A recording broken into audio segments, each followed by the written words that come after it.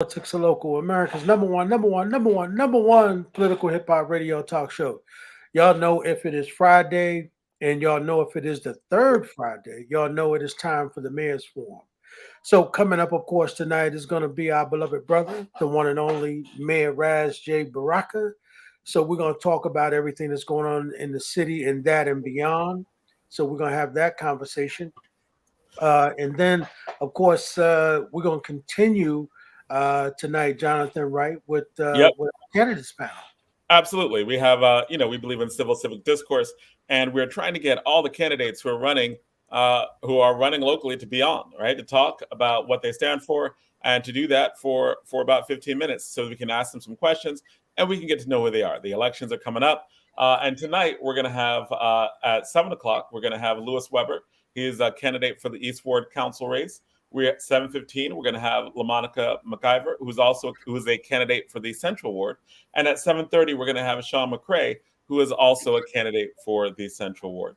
We always invite all the candidates who are running on the show, and so anybody who was running for office who wants to be on the show can be on this show. We encourage it because again, we're always pushing civil civic discourse.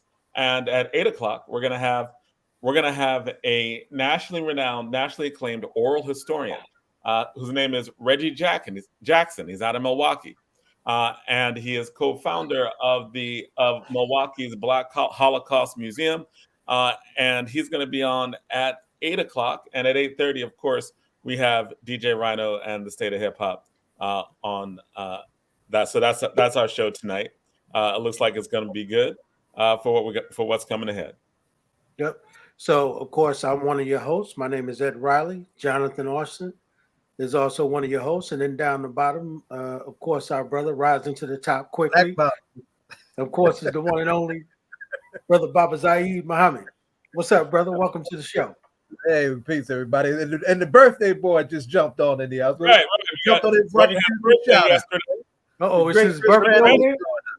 It's that guy's birthday. Yes, he has his own birthday.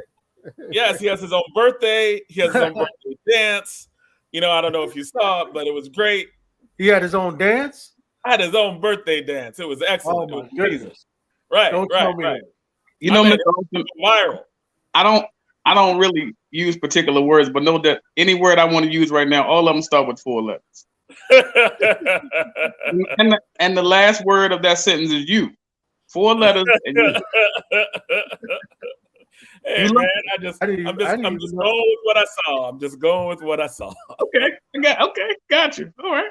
I check out Facebook and I see. I'm so happy on his birthday. He's doing a little birthday dance on Facebook. Now, mind you, I don't know that I would ask you to break it down right now, but you might be shocked. You left out the part where you left out the part. See, and this is why we aren't credible witnesses in court. Isn't that right, Mr. Riley? See, because he leave out crucial details. First of all, it happened in his classroom, at his behest. But I don't know who leave out more details, you or Zaid Muhammad. Well, happy you birthday! Jump on your behind. Right, you were saved right now by. Thank you, Mayor, for coming on. It is the Mayor's Forum. Welcome. Thank you. Good to see you, brothers. Good to see you too, man. Good to see you too. So Thanks, man. we wish this the third Friday. Our brother Mayor Raz J. Baraka. All right. So are you here? The city of Newark. What'd you say? Did you have trouble here, Ed? I don't know what Ed was talking about. Yeah, Ed is having a connection. Ed, you have the connection issue. Yeah. Say something and see if your connection issue is better. I think it just got better in the end. Test 1 2. All right. My mic sounds nice. Your mic sounds nice now. All right. So I was just saying, welcome to our brother, the one and only Mayor Raz J. Baraka. And the J sounds for joy on Good Friday. Okay. What's up, man? Good, brother. Good. It's pushing every day, man. Pushing. Well, that's what all you can do. Push. Gotta keep pushing. It's Curtis Mayfield, brother. Impressions. Keep That's pushing. right. That's right. That Wendy's dude to the City right don't know Soul. nothing about that though. That's the impression. Oh yeah. Curtis That dude Mayfield. with that Curtis beard don't know Mayfield nothing shares a about birthday that. with my mother. Wow. Oh No, wow. sir. Wow. The impressions, baby. Keep on pushing. Wendy's City Soul. Yeah. Can't stop now.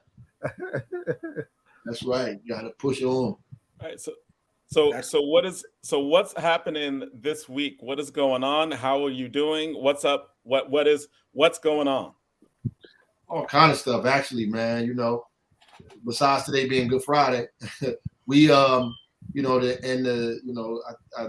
National Black Political Convention is coming to Newark right in August. Yes, sir. Yes, That's sir. good news. Yep.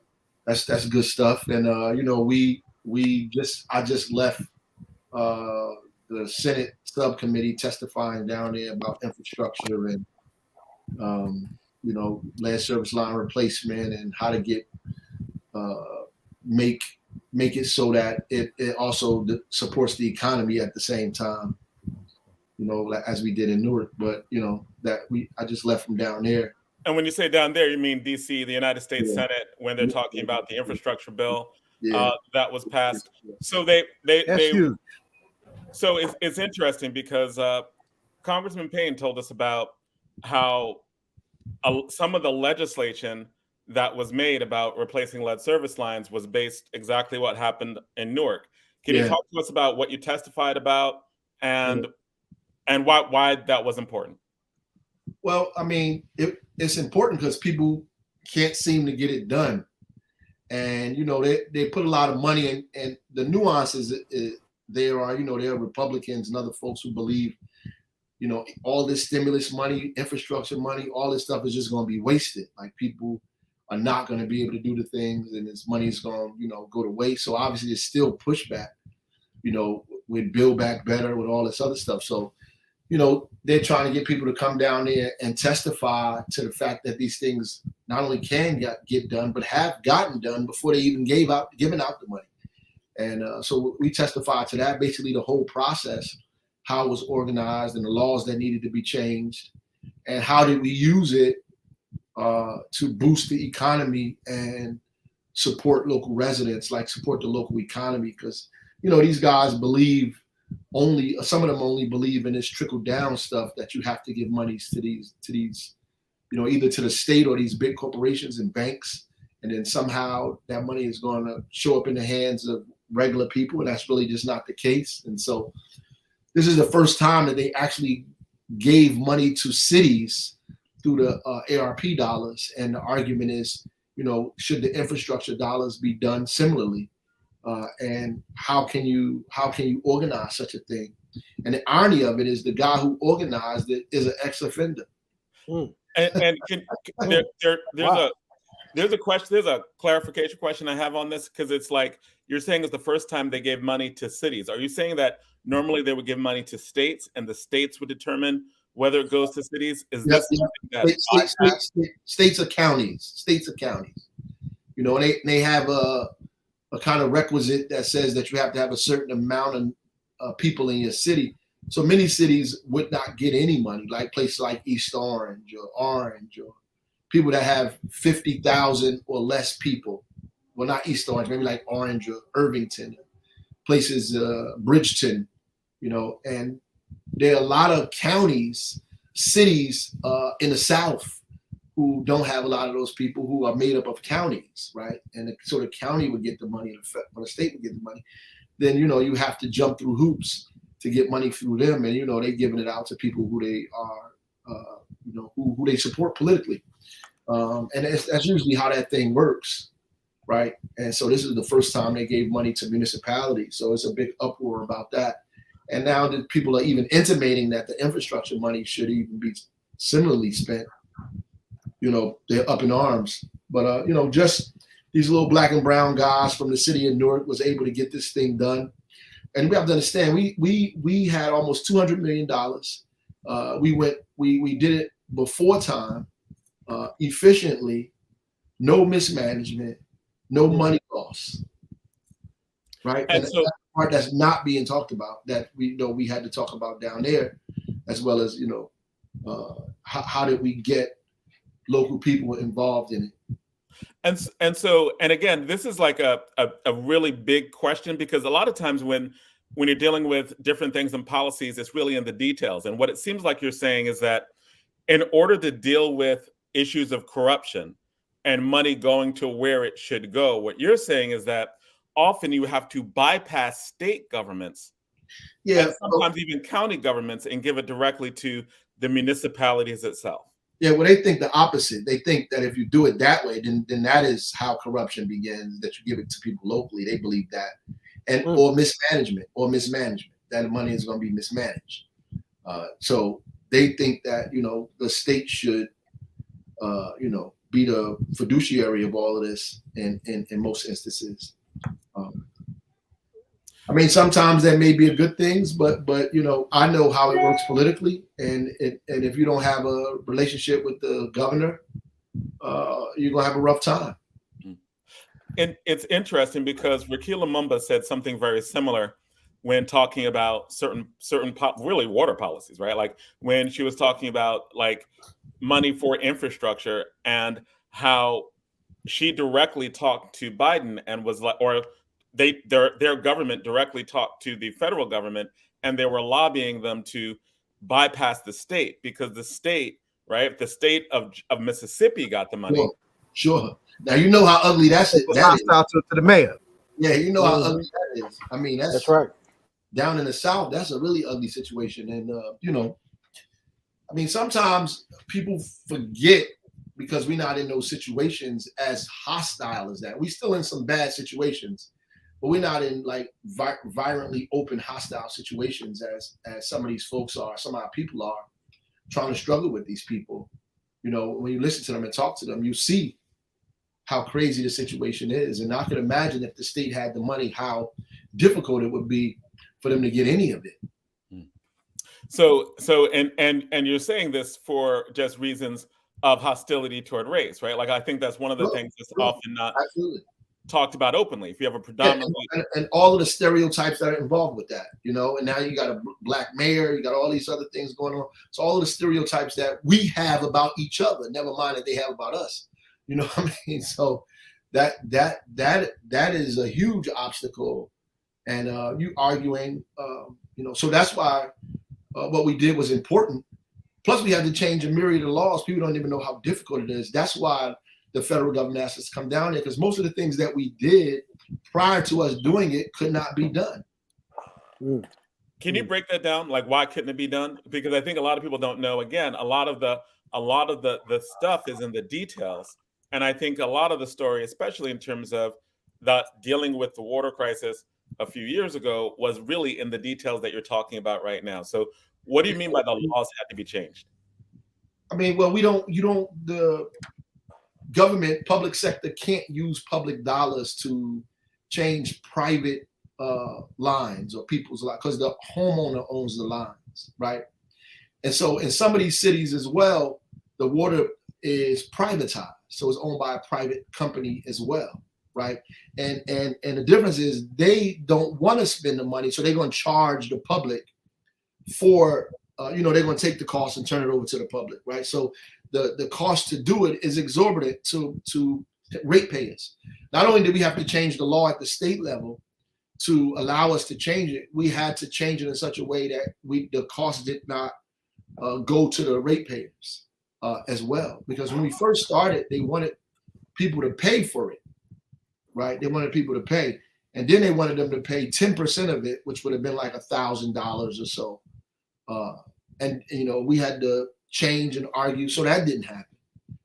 And then because 80%, like you have places like Chicago and Michigan, Detroit, folks that were asking, because many of these cities are huge renters in those populations, just like us. Newark is almost 80% renters. So if you first get the permission to go on the homeowner's property to change their line, if you get the ability to do that, now you have to get the homeowner to agree.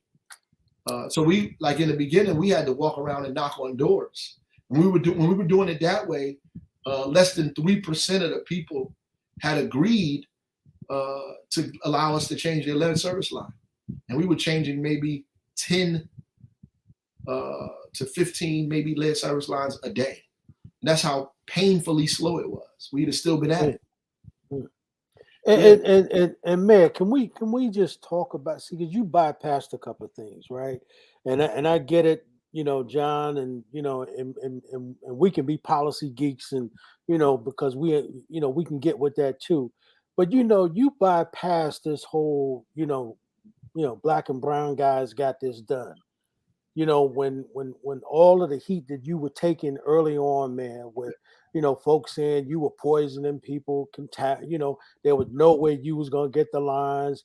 People didn't have the money. Can we just talk about some of that hard lifting that you were able to do, and really with the brother Adeem, that you were willing after the New York Times tried desperately to disparage this brother and putting pressure on you to fire that brother. Now he's like an amazing job. Now this guy's like a national icon, brother. Right. I swear, it's crazy. People be calling him from Switzerland. I mean, it's bizarre. Wow. So at the end of the day, I mean, when they tried to like bury him, right? But it didn't happen. And our people have the same sentiments because we grew up in the same system that teaches them to be superior, teaches us to be inferior. So at the end of the day, we just didn't believe that we could do this, and that anything wrong that happened, we were the purveyors of it. We created it, the progenitors of everything negative and backward. That's us, and everything positive came from them. And that's the narrative. And at the end of the day, like, people believe that, and it's easy to believe. Like, I found out in the middle of this, like, we doing interviews with people, and the editors at newspapers are telling their reporters to write a specific way. One editor told a reporter that the mayor is a liar at NJ.com. The mayor is a liar, and so we're going to do X, Y, and Z. Absolutely. Now I have relationships with some of them. People said they were saying that to me. But at the end of the day, now they have to, like Lauryn Hill said, now you have to eat your own words. Because we not only did we do it, we did it quicker than you could imagine, and we was doing it in the middle of COVID. And at the same time, we made some black people millionaires in the process. And then wasn't it for them to I tell people that folks are looking at Newark like they haven't looked at Newark in a long time. They don't believe me, but this is Exhibit A of what I'm talking about, right? And we have more than one exhibit, right? That's a significant piece in terms of infrastructure.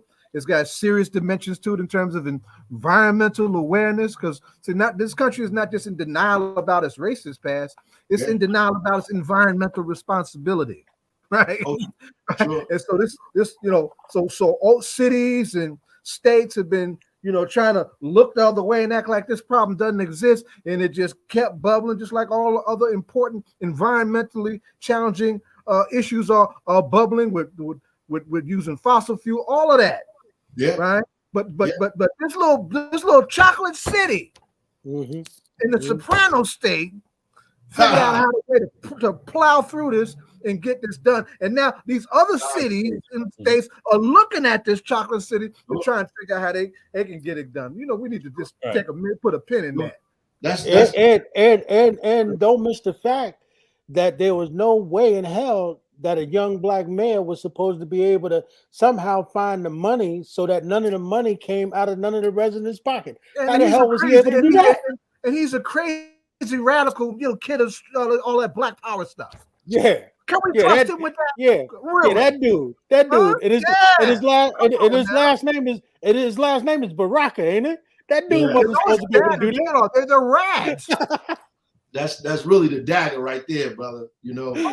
The fact that these guys made millions of dollars.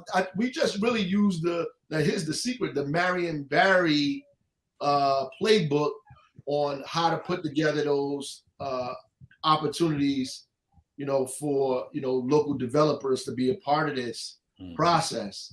And I know people don't like to talk about Marion Barry because he went through that thing. I learned a lot at the end of his public career. Yeah, I learned a lot from Barry. We wrote the stuff right in the contracts, man. And, and our people our people couldn't get in trouble because at the end of the day, like whatever we loaned them the money up front, because the way the city works is that you have to do the work first and then they pay you after the work is done. That's public contract law. Like you can't pay anybody up front. That excludes all of us. Fair. Yep. Because we can't pay our people without getting paid first. That's right. It excludes small companies. So only big companies can really do this work, right?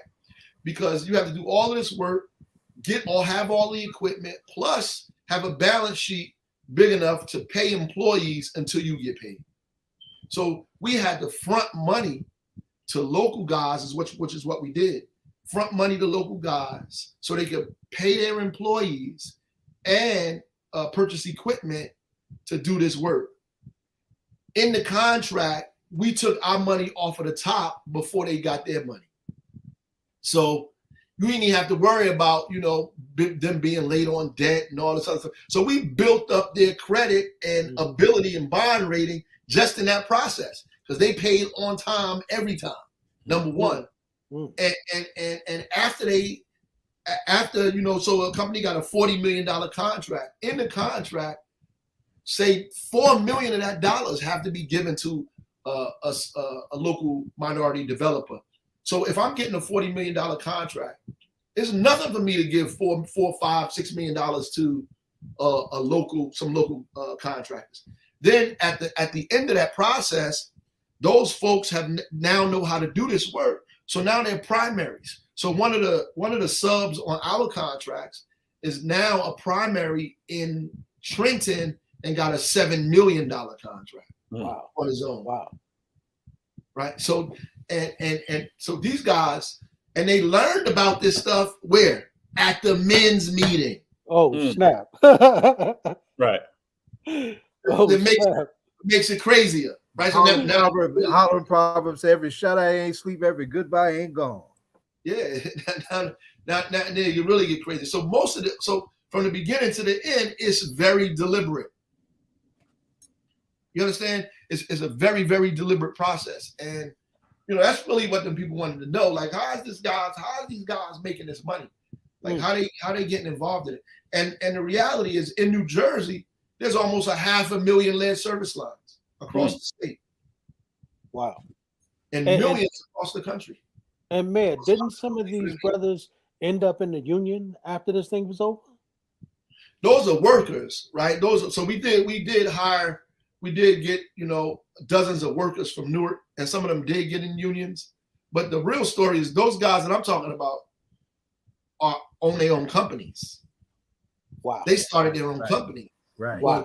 Their own companies to do this work. So they had to lease equipment and pay workers themselves. Right. In order to do something. So we charged every contractor to do anywhere from 50, 60, 70 lead service lines a day when we started ramping it up, right? So you doing 70, you might contract your subcontractor. Y'all take care of this 10, right? You take care of this 7, you take care of this 8. And so that's how they were able to do it that fast. So you have one huge contractor who might have did 20, right? 20, 30, and then they subcontracted out to everybody else. You do 10, you do 7, you do 6, you do 5. And that's how they met their goals.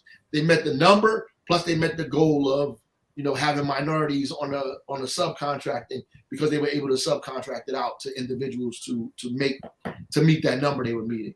In the beginning, we had to have a meeting with them, all of the big contractors, because they weren't meeting their goals of how many we needed done a day.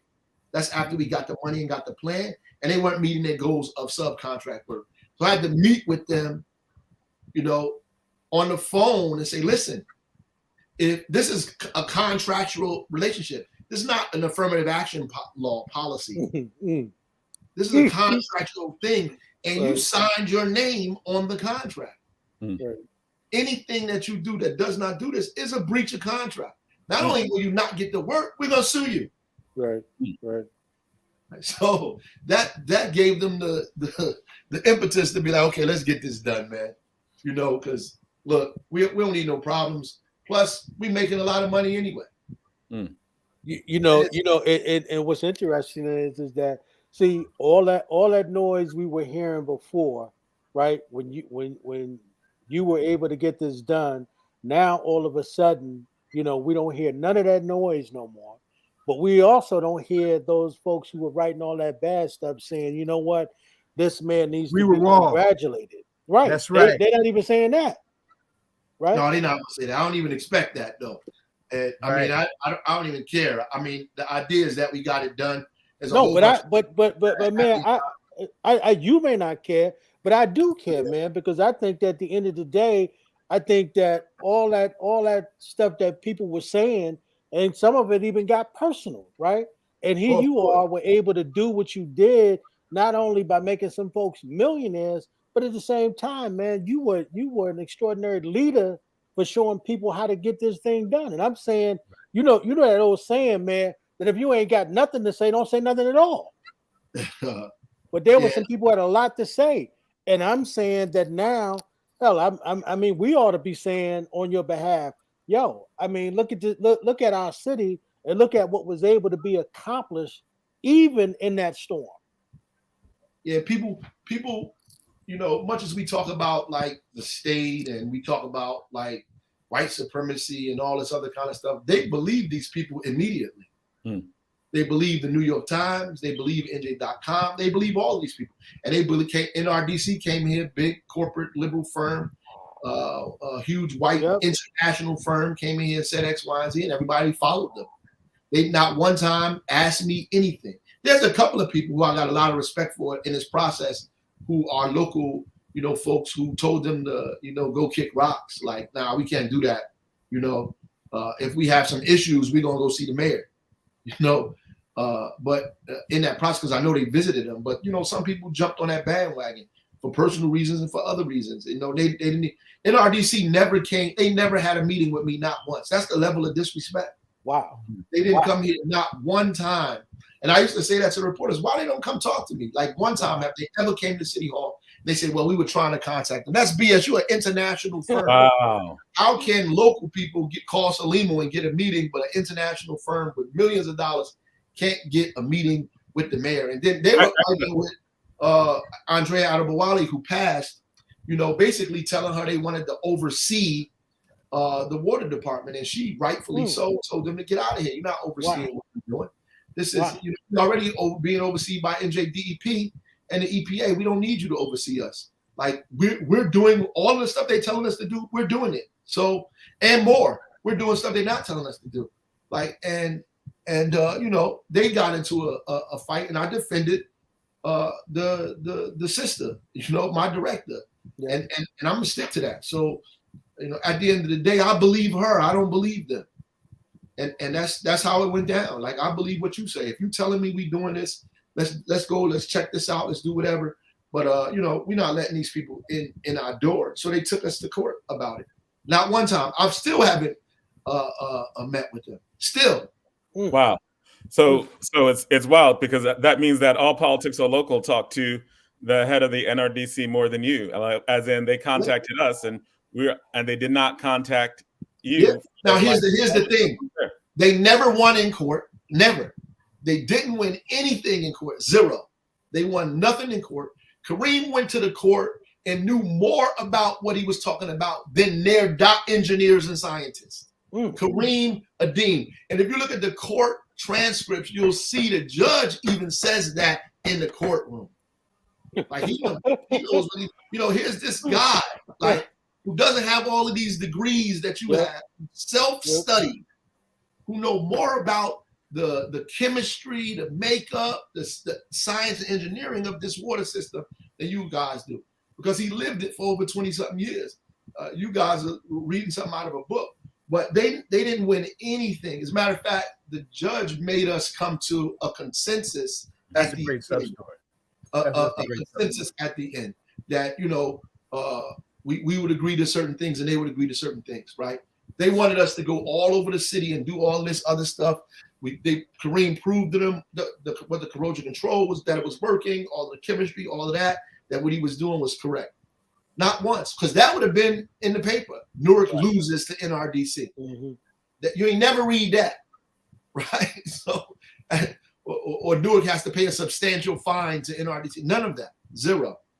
None of that happened, and that story will never be. That part of the story will never be told. And actually, even on our show, at the end of it, he's actually said that Newark is a leader in what they're doing, right? Like that was, we did a whole show with the NRDC, and we had a lot of people on talking about water. I mean, during that time, and at the end, that was the head of the NRDC. That was their conclusion. Even if you go on the website right now, they talk about Newark as what they're doing now is a leader for the rest of the country. In full transparency, they have a new person that's in charge of the place who has a different posture than the folks did before that.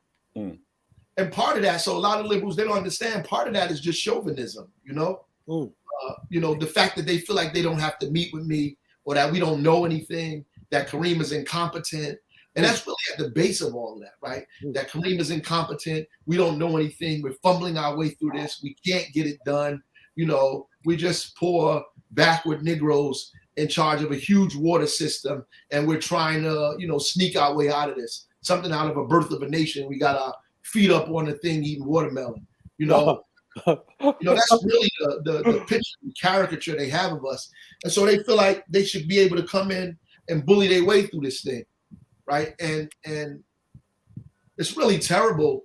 And I don't want to put it all on them, but because that's the narrative that most of these people have. They have the same narrative. All of these people, even the people that's supposed to be our friends, they have that narrative as well. Some a little less, crazier than that, but they do. Like that it's impossible. That's why they're so shocked that this thing happened. That's why they're so shocked that it take place. And anybody else, man, I tell you, would have been on the front cover of Time, Newsweek. Right? Can you imagine if our mayor's name was Jonathan Kingler and he was white and he managed to save residents millions of dollars and then gave everybody safe water? It would be not statue. Don't even. I mean, can you imagine? Yeah.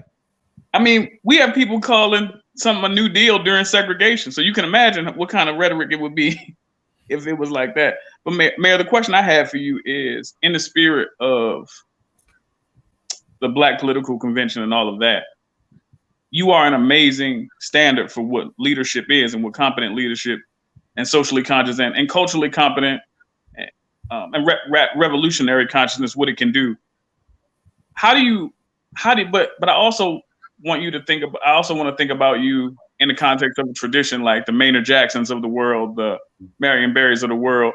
How does the history of that kind of community-centered politics, how do you fit into that? And like, how much of that played a role in the way that you engaged in what you did? Because I think that the way you see Black and brown people and the ideologies that undergird you, right? I think it's apropos that you're sitting in front of all of those books, right? That kind of real Black consciousness is kind of necessary for that kind of change. How does that sort of legacy fit into that? I think so, because then you're trying to make it happen deliberately. Immediately in my mind, this was a public works project. There you go. We are going to make such a thing that we're going to get as many people to benefit from it as possible. The minute you say, I talked to Kareem and he tells me how much it's going to cost to do all this, so we got to find the money. Then after we find the money, we need to make sure it stays here. Because everybody's going to get this money. They benefit, they beat us up for the problem, tell us how to fix it, and then benefit from fixing it. We get nothing, no way around. We had to figure out how we break that cycle, how we get to eat somehow off of this, right? How we get it done, how we find the money, and so if you don't even have that consciousness, you're not even thinking about that. You're not even trying to use the institutions that you have to make sure that your folks are going to eat and benefit from a giant public works project, whether they employ or whether they got their own business and they're trying to expand it, right? And so And if we weren't even, and the real crazy part is we weren't having men's meetings, we weren't able to get the information out to people the way it needed to be got out to them. We brought the guy to the actual meeting who got the first contract, the big developer. I put him before everybody in the room, and he told them, I got a $40 million contract. And the room was quiet, and he walked out. I said, your grandmother can't even go to the local corner store without people harassing her back and forth. You're going to let this man come in a meeting and tell you he got $40 million that the city says he has to give to people, and nobody has a question? Somebody better go find that guy. I mean, I said that to these people in the meeting. You did. I was there. Yeah. You did. Yeah. You know, like, wait a minute, bro. Like, you get your family can't even go to the corner store. And the question, the question, you know, like, I asked another leader once before, like, how to carry the legacy of the civil rights and Black Power movement into the 21st century. I didn't really get a satisfactory answer. So I'll ask you, how do we create leaders who have a heart for the people the way you do, and who orient themselves politically the way you do? Because I think that's also very important. Well, like, how do let me add to your question, Chris, because of the piece that we got to add to that is not just the heart, but also the vision. Correct. That's right. As you were. Yeah, we have to be very intentional about that, brother. Incredibly intentional. Like, and so there's, on the flip side of that, there is a bunch of schools and workshops and organizations, Joint Center, you know, all of these groups, Young Dems, all this stuff that prepare people, even Leadership Newark, that are preparing people in a different framework, right, to get them to lead and run for office. And that's why you have all these people running for office and fighting each other, and the stuff be so, like, superficial, right? We have to create same kind of apparatus and infrastructure that our people have to go through, right? And we have to prepare our folks to run for office, and they have to go through specific things in order to get there. It's not enough for them to be prepared. I mean, to be qualified, they have to be prepared. So we have to prepare them, right? The qualifications is, in some places, you just got to be 18. You know what I'm saying? So they have to be qualified, but they also have to be prepared. And so somebody is going to have to be very intentional about creating that space for us to have folks go through it at very young ages to get them to the place where they need to be, right? Because it's not enough for it to happen through happenstance, right? For you to just get it because you're hanging around and you're a part of the movement and all this stuff. We're going to have to be very intentional because everybody else is. Right. Everybody else is very intentional about it. They have workshops, retreats, all of these things. So what I'm hearing, this is, I guess, a very sobering conversation, at least that I'm attempting to have, because what I hear you saying is political opposition is training to be the next level of political opposition that we'll have to face in a struggle for freedom and justice and equality. Like they're literally training the people to hand the baton off to be the next Lindsey Graham, right? The next Mitch McConnell, et cetera, whatever nefarious face we like to put on it. But it seems like that you're saying that there are apparatus that train these people to be that.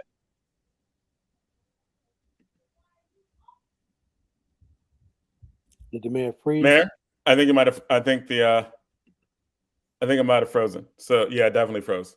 But yeah, I think that is exactly what that question, right? Like that question of like, yeah, we know that opposition is training. We know that these things are happening on a regular basis, right? So that's the nature of your question, right? Yeah, I mean, for me, because I think it's when you think about how do oppressive legacies continue, right? I recently reached out to Edward Ball, who wrote the book, The Life of a Klansman. And in the book, Ball talks about a great grand ancestor of his. I'm sorry, let me take that word back. a great-grand elder of his who was a Klansman. And what happened was, at some point, also Ballers argued that in 1925, the Klan boasted that they had 5 million members. And Ball said, well, let's say that they are inflating the numbers a bit. Let's say that it's actually 4 million. He said, but if you do that mathematics, if 4 million, there were 4 million members of an organization. He said, living today, half of what we call the white population in this country have a Klansman as an elder. If they had 4 million members in 1925. And I guess the link to the link to the conversation that I was trying to have with the mayor is that means that these ideas are passed down, leadership is passed down. Oh yeah. How you perceive people, perceptions are passed down. Oh, and yeah. it sounds like there needs to be a counterbalance. What are we passing down? That's your point. Right. What are the best of what we have that we're passing down? Right. And you can see what we're passing down if you just listen to our music, right? The best barometer of any people is the music they listen to, right? When the mayor came on, think about what he was saying. He was talking about a Curtis Mayfield song called Keep On Pushing, right? He came on with that. The music is the barometer. You think about what was going on in the 60s, what was happening in the 70s with the sound of Philadelphia, right? You think about, Family Reunion. You think about all that music that at that time, that was being made. It is the barometer of the people. And so if you listen at the music that's being made today, right, what is the music saying about the struggle of Black people in this country? What is it really saying? See, what's interesting is that it kind of depends on. So I'm a huge Pusha T fan. Love him to death. One of the things he said recently that I've been waiting to talk about, and I think it's kind of relevant to your question, Mr. Riley, is this. He said Martin Scorsese makes a particular kind of film. Nobody asked Martin Scorsese to make a different kind. But the readings of what the way people write about Scorsese, the way we think about the films, the way the films humanize the people who are there and involved and all of that. And when you think about all of those things, when it's us, we have such a surface reading of what's being said. So for me, I don't know if you could talk about, let's hold up an amazing book like The New Jim Crow by Michelle Alexander, 2010. Well, if you can get a understanding of what what the war on drugs did better by listening to the music of the crack era and the music that's rapping about the crack culture now. If you really want to understand what the 1994 crime bill did, you have to think about it from the way the kids are reading it now. And we don't really have a sophisticated enough analysis of that often. I think, for me, I've always felt that way. Like when you hear lyrics like the crack era was such a Black era, when you think about that and you think about what the ramifications of that reality is, what are they trying to articulate? What are they saying? What kind of mindset you have to be in that place? I think that's the thing, that level of analysis we don't get because it's our cultural production. Like it would sound weird. It would sound weird to me if somebody said all you get out of Donald Goins is pimping. Like that would be strange. That would be a limited reading of it. If all you get out of Iceberg Slim is, this is the raggediness of our culture, I think that's a limited reading. And unfortunately, I don't think we really give artistic production on any level the kind of respect that it deserves. Agreed. But let's give the man an opportunity to answer the question you was trying to get at with him. Yeah. I mean, I didn't hear all of it, but the part that I heard, I apologize. The thing just cut off for me. At the end of the day, they are preparing people to lead. And if you look at even if you look at senators and Congress people, look at the people that work in their office. They're very young, folks, and most of them don't look like us. Even our folks who are in these positions very rarely get our folks, young folks, to be in there with them, right? In the first place. So that's part of the issue, right? And even the people that they're getting are just really careerists. Right. As opposed to people who no heart, no vision, right? No intention to do anything. So and can you break that down in terms of, like you said, careerist, you paused, you looked around, right? So there's a lot that you put in that word careerist, of the young people, often young Black people we have who are working for major politicians. Yeah, they are looking the same way. I mean, people look at corporate America. They're just looking at the political realm in that way. Like, this is going to be my career, and I'm going to do this, and represent whoever as my career. I went to school for political science or this thing and that thing. This is what I'm going to do. Or like you have locally, people see all of this stuff going on, and people feel like they should run for the 5 seats that's available to them, and everybody's fighting each other to do that. But there's no clear reason why these folks want to do this. There's no reason that people, because the stuff that you're dealing with is hard, is difficult. This is difficult stuff. And so what happens is people sometimes get in these positions and they skip over the difficult stuff. And we please everybody else in the community with trappings, because the difficult stuff, you're not really going to get a lot of praise for the difficult stuff. It's like having a beehive on your porch. You know the beehive got to go because it's just dangerous being there. But nobody's going to move it because they're scared as soon as they touch it, they're going to get stung.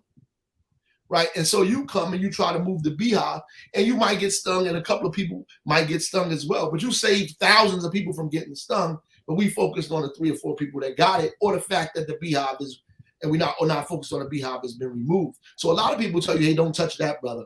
Because not only are people, are you going to get stung, people are not going to appreciate the fact that you moved it. So they leave all of these problems behind for the next person to deal with. They don't even attempt to tackle them. And that's not what they came there to do anyway.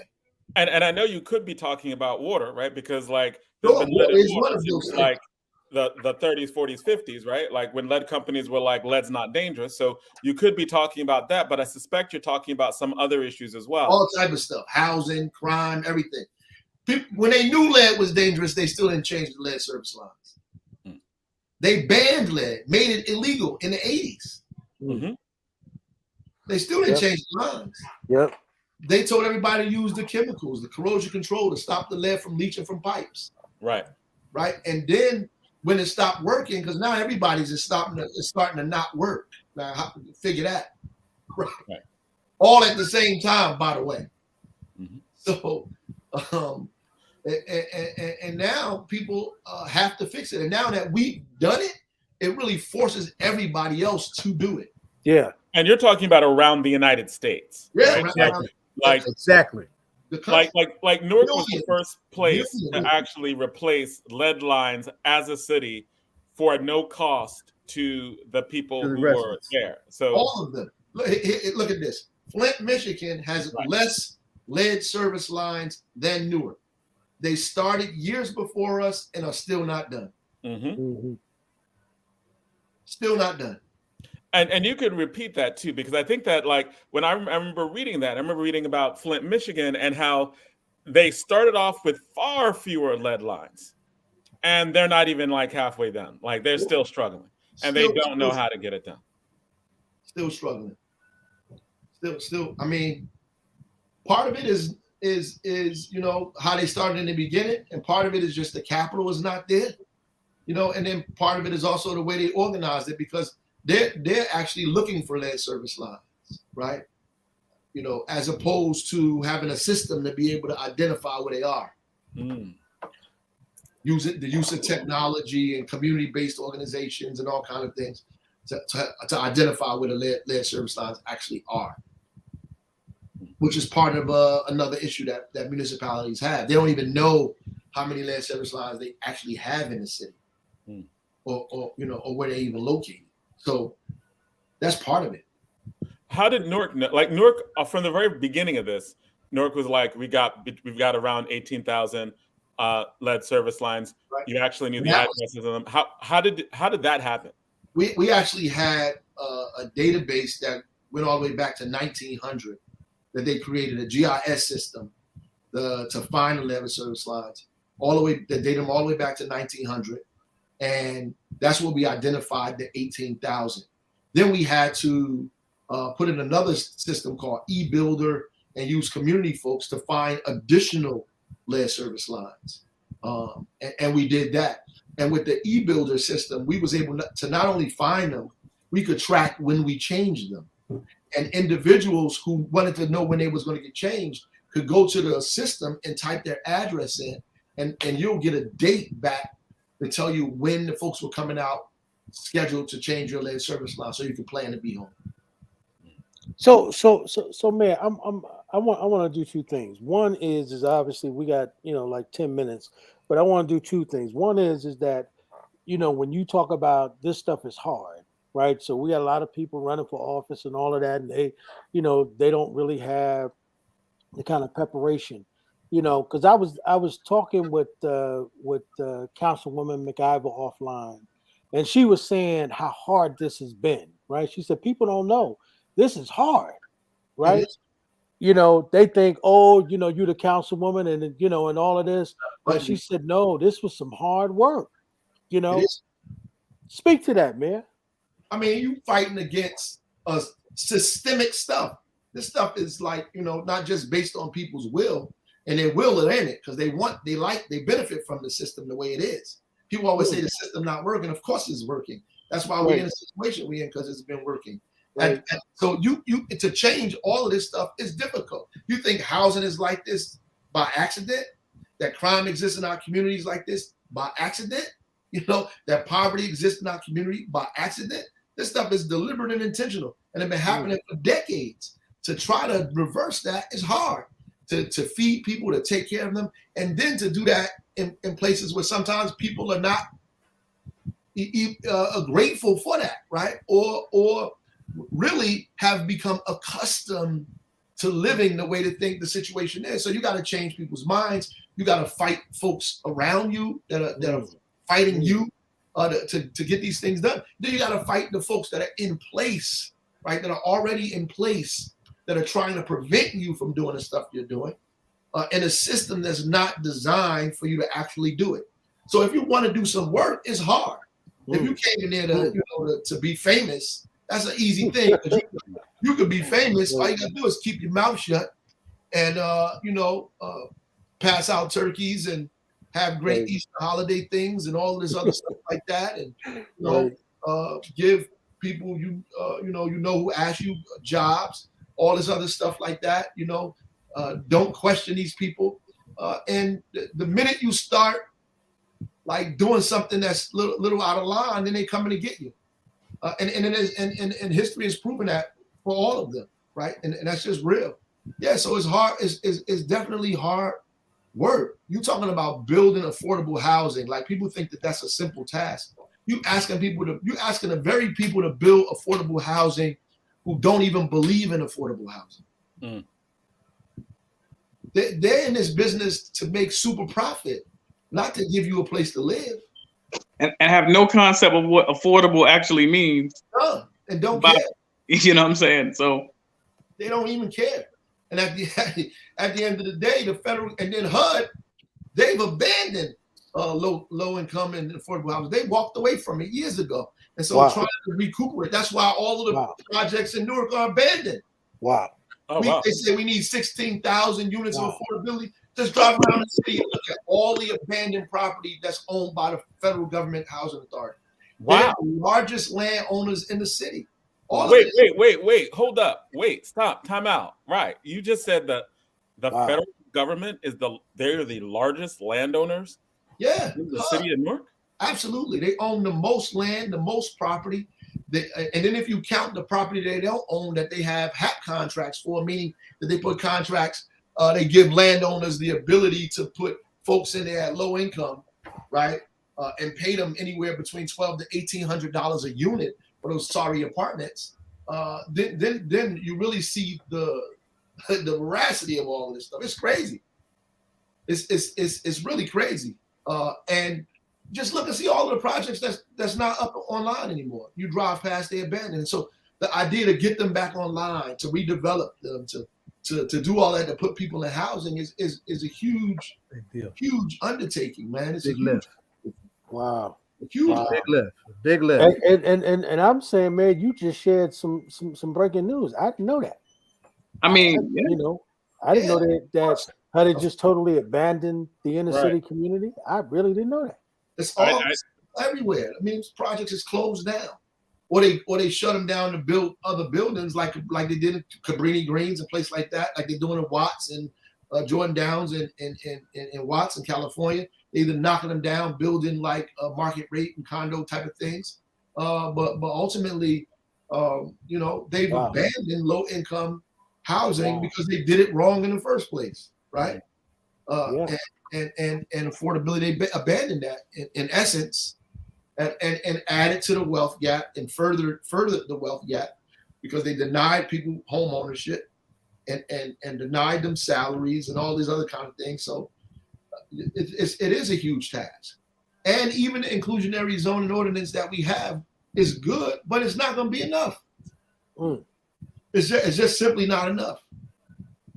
It's simply not enough. So you have to, you're in the middle of that, right? So you have to create other opportunities. So you arguing with people, oh, we need affordability in these units. Yeah, but we also need these people to give us more money so we can invest in communities that ain't been invested in 50, 60 years. The hell with the 5 units or 25 units that they build in downtown Newark. This whole neighborhood. Right.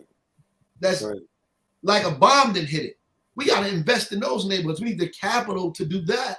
So we got to move some of that money to those neighborhoods. And then you got a whole kind of so-called liberal kind of community that really don't understand any of that. Because honestly, they just haven't been in those neighborhoods. Wow. Mayor Baraka, many years ago, I saw you give a speech when you were the principal at Central. And one of the things you said to the students, is unclear based on the reality of what the actual problem was, but you were addressing all the students. You had them all in the gymnasium, and you said to them in a very Franz Fanon kind of way that they react the way that they react to the situations they find themselves. They react that way because they are oppressed. That's right. That's right. And one of the things that I kind of wanted you to speak to is, how does the internalized oppression of years and years and years of being told what your body means, what your self-worth means, what you're supposed to have access to, being told that subliminally, directly, and just by the existence you find yourself in, how hard does that make the job of a servant leader like yourself in trying to organize people to get what you feel they deserve? How does that internalized sort of oppression make your job exponentially harder? Does it? Well, how does it? If it does? Oh, of course it does. I want to pronounce the brother name. Maybe you know his name. Omar Yesateli. Omali Ishitela. Ali Ishiteli, absolutely. He was given a speech, and I listened to the whole speech eventually, but I was introduced to it by Dead Prez, right? Yep. And the wolf. That's right. He talks about the wolf and a double-edged sword. That's exactly what's happening in our community. Yes. Right. The wolf is trying to eat, and he cuts his own mouth, and he starts bleeding, and is eating his own blood. In his effort to survive, he's killing himself. That's right. And that's exactly what goes on around here, right? So in essence, like, we're trying to prevent people from killing themselves in their everyday practices that they actually believe is helping them. Break those chains, break those cycles. Right. Yeah. And hurting the people who are trying to actually help them. And so the difficult part about that, it makes it more difficult to organize other like electeds, or you go to a national African-American mayor's thing or a national urban mayor's thing or so on and so on. It makes it difficult to organize other electeds statewide, federal-wide. In their mind, some of them know what they need to be doing, right? But on a practical side, they don't see the benefit. Because I'm struggling for these things that is so hard for me to get. Not only may I get voted out of office or hurt, these people are going to be trying to hurt me too. So why would I even be engaged in that, right? And the great example of that is after the George Floyd murder, right? And everybody, the pendulum swung towards alternative thing, and, let's help Black people and constitutional Let's police. have our racial reckoning moment. That's right, police reform. Then you have this major uptick in violence that's going on all over.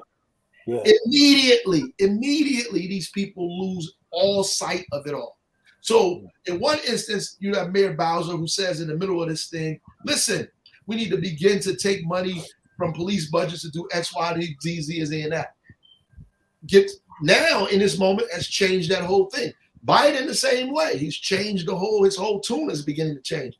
All these people's things beginning to change because the problems we're trying to solve are difficult. That's right. They're difficult. And so when they can't solve them or they don't know the essence of it and they don't have the real commitment to it, they're going to abandon it. That's right. They're going to abandon it. And then we back where we started. Right? We back where we started. They start going backwards because they can't even explain what's going on. And in their mind, secretly, they think this problem can't be fixed because of who we are. Right. And then the people who can explain the history, they ban the books. That's right. That's right. And that's what the debate becomes, who we are. So then now you go to an urban mayor's thing, and now they talking about, look, we have to do this way now because the people in our community are getting murdered. Look, we closed the 17th Avenue precinct in Newark to build a museum, and we still putting the money together and it's going to happen. So then you get people out there protesting to make us open the precinct back. That's right. That's what happened. Wow. I watched Jonathan Austin have to argue with a group of almost homogenously Black people about why you can't ban Toni Morrison's books. I watched him have to sit in front of all of his colleagues in a social media arena and have to have real argument with Black people about why you can't ban Toni Morrison's books. Jonathan, I know you was beating their behinds too. But for me, of course he was beating their behinds. But for me, it was just that he had to employ he had to do it. That level of rhetorical and intellectual skill against people who look like us, who said ban over one of the best writers we ever had. A Nobel laureate, one of the greatest writers in history. Yeah. A truly American writer at that. Right. So then the question, so what they probably think of your dad's writings. Oh, absolutely. So the question becomes really how we seem to be aiding in our own, that double-edged sword question, the way you use the Ishitella analogy, we seem to be aiding in our own problems because of the way we engage with, ourselves and our own history. That's right. We don't know it. Yeah. Right. If you ask all these people who are running for these offices, if you gave them a history a quiz, they would fail. 99% of them would fail. Even about Newark's own political Black history, they would fail it. Yeah. They don't even. We don't even have the wherewithal or the commitment to study our own local history. Yeah. Never mind like national, statewide, and national Black history. They could not articulate it And therein lies the problem. That's why the people who are their allies to them are their enemies. And their enemy. Look, some of these people, I'm going to tell you how crazy it is. Some of these people, and we don't even look closely at this, some of these people have been doing this for years. They fight vehemently against local Black leadership, right? But you see them in pictures. Come on. County leaders, state leaders that are all white. And you have to ask yourself, why is this the problem? Why is this happening? Some of them even came to me when Cory Booker was running for the U.S. Senate, came to me and tried to recruit me in that. And I say this all the time. I said, never would I be in that. I said, Cory and I have our differences, but I would never, ever, ever unite with white supremacists against Cory. Right. It's just not politically sound. You understand what I'm saying? It's not historically correct. Like you don't have any like political sense enough to understand that that's foolish. That these people got differences in Congress, but they agree on very specific things. Yep. We're not gonna give you nothing. Yep. Right. That's why I took 100 clear on that. To get an anti-lynching bill. That's why I took over 100 years to get an anti-lynching bill. And won't deal with voting rights legislation, which is why they was lynching us in the first place. That's right. But they agree on that. They ain't never gonna side with you against those people. Right. And it took us all this time, but here we are. We passing an anti-lynching bill with cryptocurrency. Yep. Incredible. Hey, man. Because it's easy to say that we shouldn't lynch anybody. Come on. Right. But wait a minute. The voting thing is a little too radical. It took them 140 years. It took them 100 years to do that. 140 years. Yeah. I mean, we just not really sophisticated, man. The thing that's crazy. Hey, hold on a second. Listen, Mayor, I'm getting a lot of texts, and all of the sisters are saying, and especially Rakia Lumumba, everybody's saying, I better say happy birthday to you, man. Oh, happy birthday. That's right. Thank you. We owe our brother happy birthday. Wait, when is your birthday, Mayor Baraka? April 9th, same as Paul Robeson. Oh, I know. See, now I know what I knew. It's because you were Aries. That's why you celebrated everything. Chris Randall's birthday was yesterday. All the best people are born in April. I didn't know. This makes so much sense. Now I understand. You know what? I didn't know either. My mother used to tell me that as a kid. She would say, "You born on the same day of Paul Robeson." That's right. Which really got me to read his books and do all of that stuff when I became older. But just because my mother used to say that all the time to me, I wouldn't know who this guy was. She kept saying, Paul Robeson, and he was. Here I stand. He was a giant. That's one of the first books I read by Paul Robeson. Here I stand, right? And he was something else, man. He was a giant. And absolutely. Our folks know none of this history, man. And it's not just regular, everyday folk, but our leadership. Right. And that's the problem. Right. That is the problem. Right. Yep. No vision can come from that. And that's why, Mayor Baraka, a lot of times, man, when you walk in the room, why you have the problems you have, right? From some of our own people. I know that. Right? Because you have way too much information about who the hell you are, right? And I can tell you, I'm catching hell now just every time I mention, Amiri's name in the 72 convention on some of the calls. Like really? Like, well, y'all really gonna be upset when y'all hear the keynote speech from his son when we get here in the 50th convention, because y'all really gonna have a problem there. But the real that level of unconsciousness with our people. I mean, I don't want to cuss, but it's fucked up. Yeah, but you know what, man, we don't know because it was designed that way. So we did that. We don't know. I'm really telling us not to do it, right? I think that the reason, one of the reasons why I feel almost, when I see you, Mayor, every time I see you, I always say, "You been getting any rest, man? Yeah. Have you been sleeping? Have you had any water, man?" Because I can only imagine.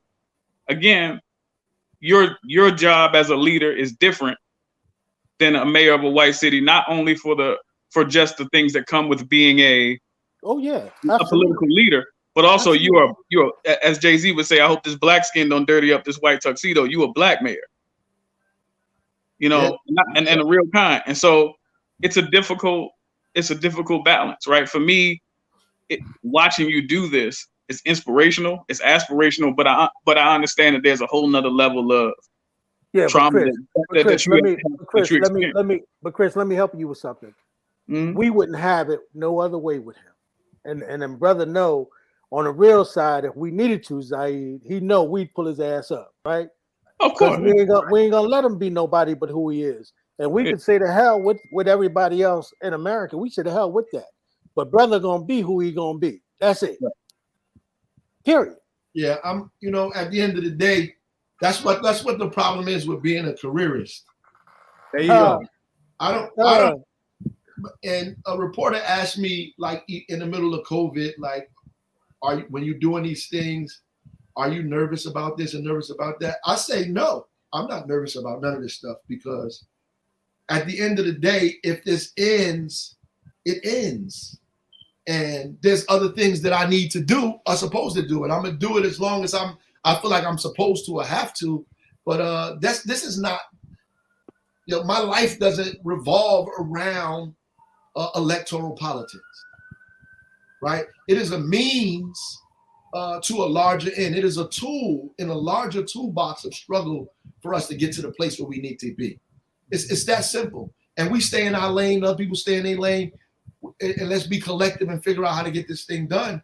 But ultimately, like, I'm not in this thing to be in competition with other folks around foolishness. I'm just not. Like, when these folks come to you, and they come to me many times, like, look, we need you to be against this person, or join us to be against that person. They know they can't count on me for none of that. So I'm not in that fight. You guys are fighting.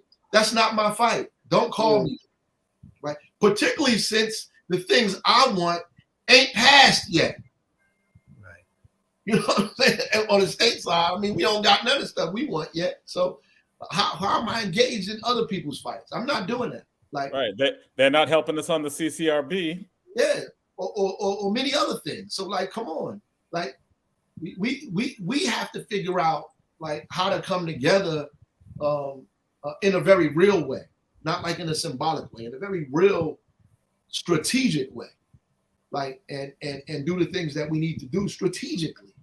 We just need to do that. Like, I don't know what we have to do, honestly, man, statewide or nationally to get this thing done. And I know part of it is the question you asked earlier, how do we get those folks? We got to intentionally prepare people, man. These people, I look at the pool of people that's running out here, and I'm telling you, 99% of these people are just not prepared. Yep. Even if they wanted to do what they want to do in their mind, they're just not prepared. Yep. They're just not prepared. Even some of these activists, they're just not prepared. They refuse to read or study anything. Right. Like, and it gets to a point where it becomes almost elitist and self-defeating. For you to believe that you don't have to study anything is just too much. That's ultra-liberalism, and we got to correct people on that. You can't walk around here thinking you could do stuff just because you comment on people's social media page. You actually got to read something, and you have to have a history of putting in some work for something. You show up and say X, Y, and Z. You can't do that. I'm not going to let you do it. So you can't come in my presence and say X, Y, and Z. Just like we had the argument about old boy who wanted to badmouth Larry Ham. I don't care if you disagree with him politically, but you can't, like, defame him based on he has a history of struggle. What about you? Right. Yep. That's right. What qualifies you to have a critique? Right. You don't have no deference at all. Like, you got to.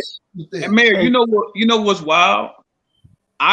There's something inherent in millennials and Gen Z that we feel like we matter just because we're here.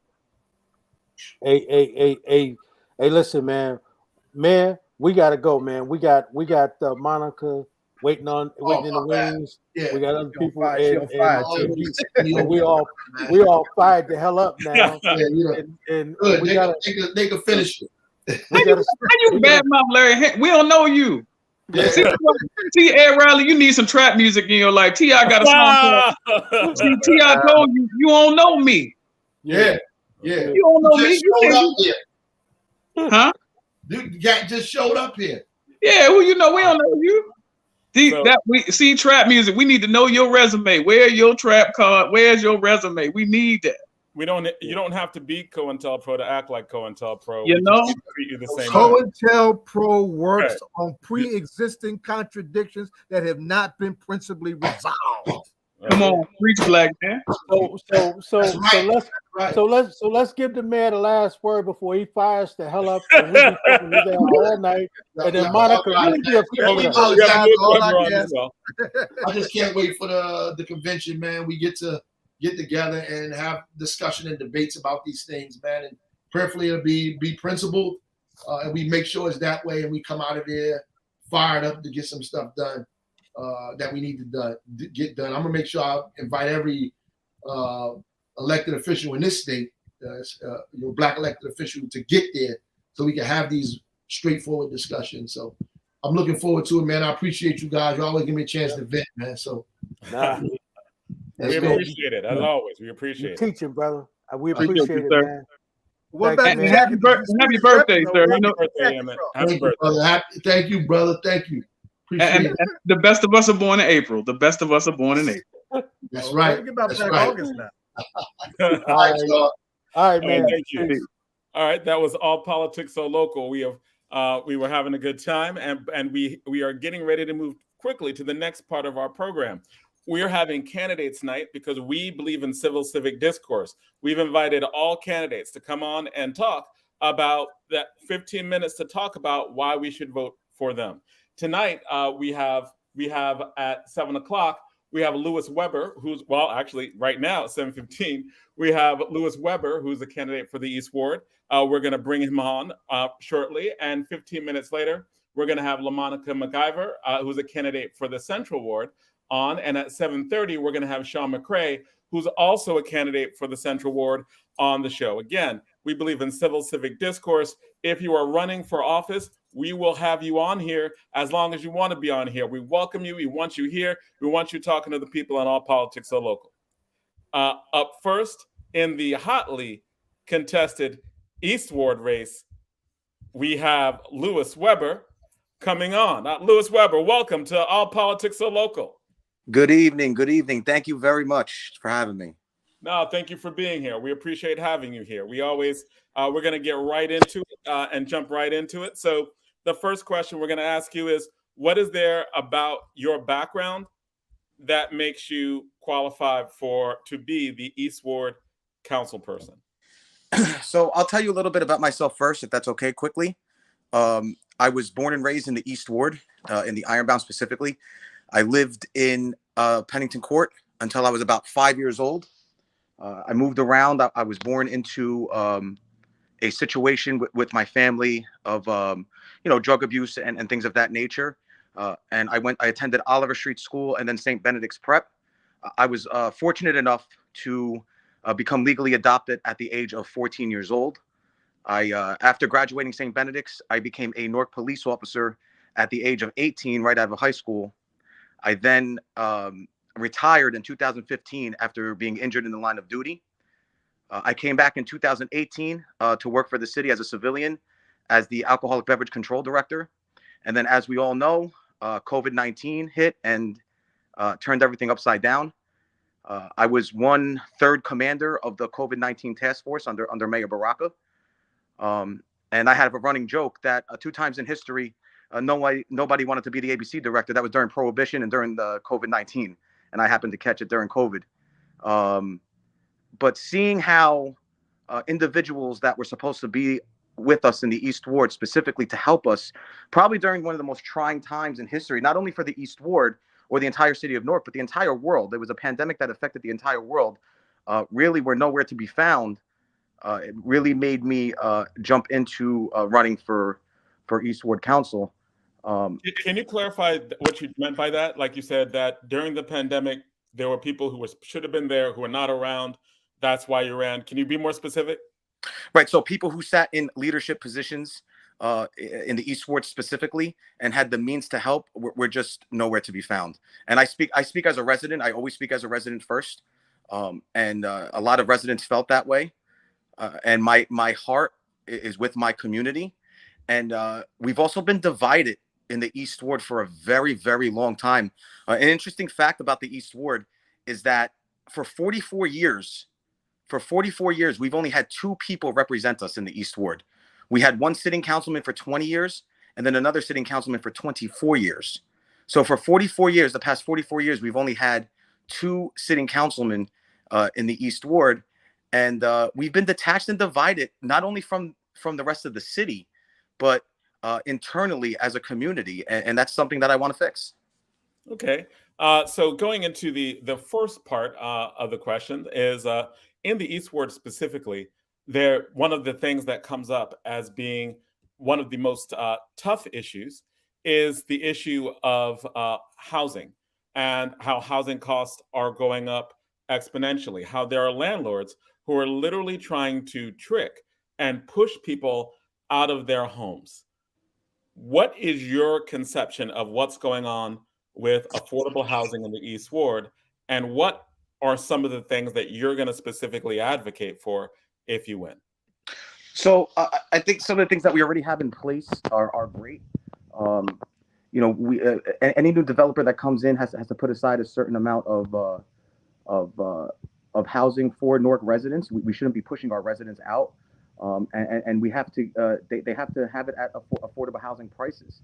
One of the things that the administration has done, which I think is great, is that you can now utilize a Section 8 voucher to make a mortgage payment and to own a home, and to pass that home down from generation to generation and really start generational wealth.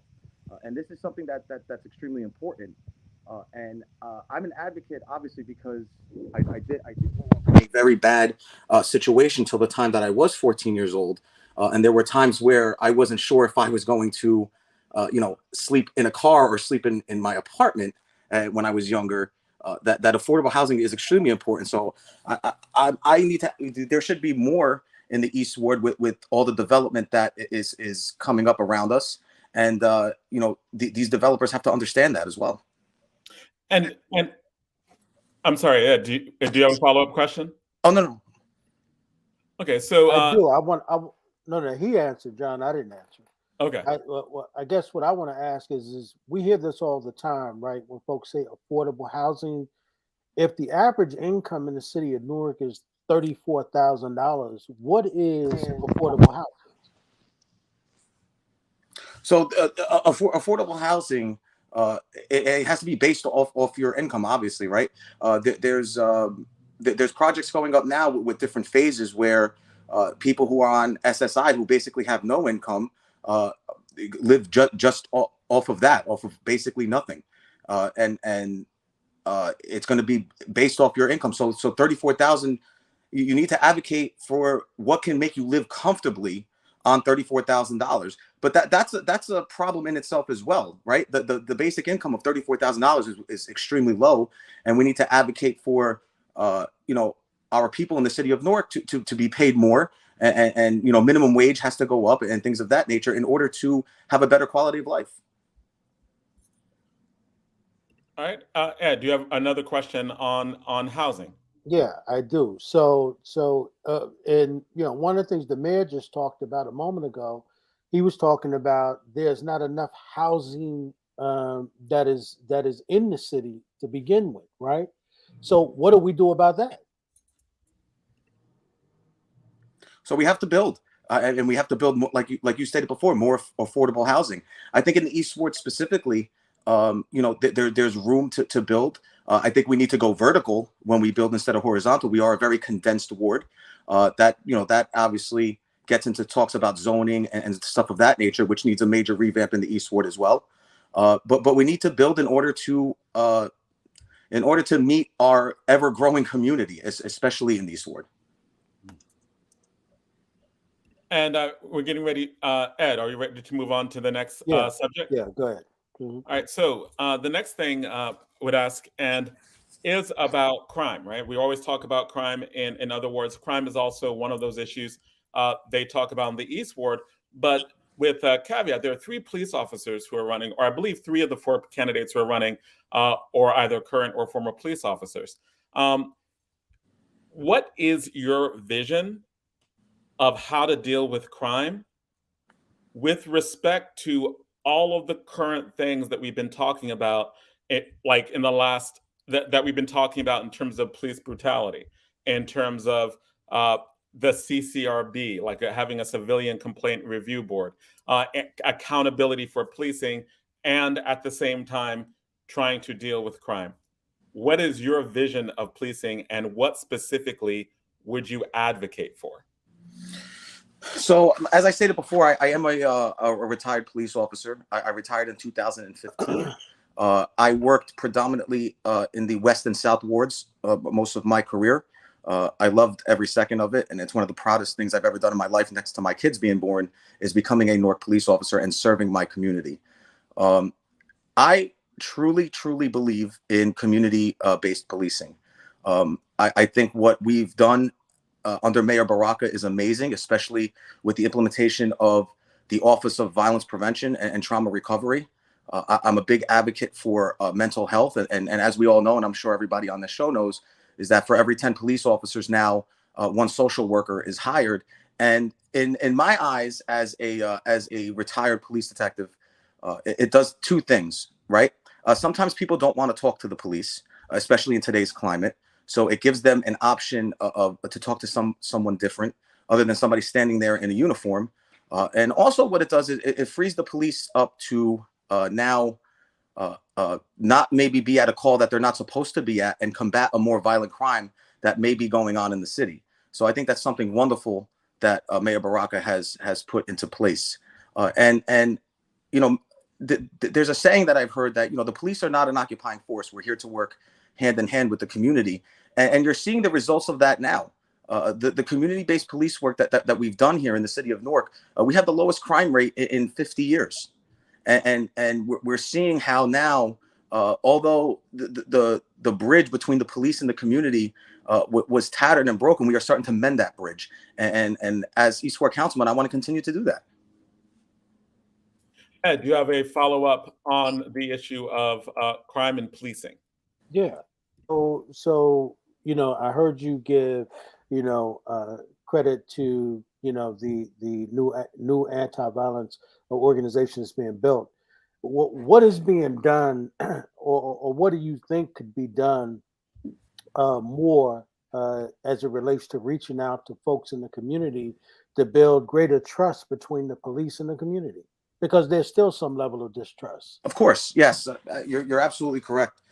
So one of the ideas that I have is that the police and the community should meet monthly, and you should meet with your precinct captain and the executive officer, and not only talk about the small crime or the little crime that's going on in our wards, but you should talk about if there is violent crime going on and where it's going to be displaced. I think the community needs to be educated and informed, obviously not only with policing, but with everything in our city to really know and be able to stand up together and know what's going on. The more that we're educated, right? That's with anything. I heard the mayor talking about before how, we have to read, right? People have to read and understand things. We have to be educated in order to really know what is going on in our ward. And it's no different with police work. The community should know exactly who runs their ward and who's in charge and how they can get in touch with somebody to work hand in hand with the police department. And that only comes by monthly or bi-weekly meetings. And I'm a big advocate for that. I like that. I think that you're absolutely right. I think that, having the police department meet on a regular basis with the residents is actually a good idea. But, we say that and we hear folks say it all the time. What is the difficulty in really getting that implemented?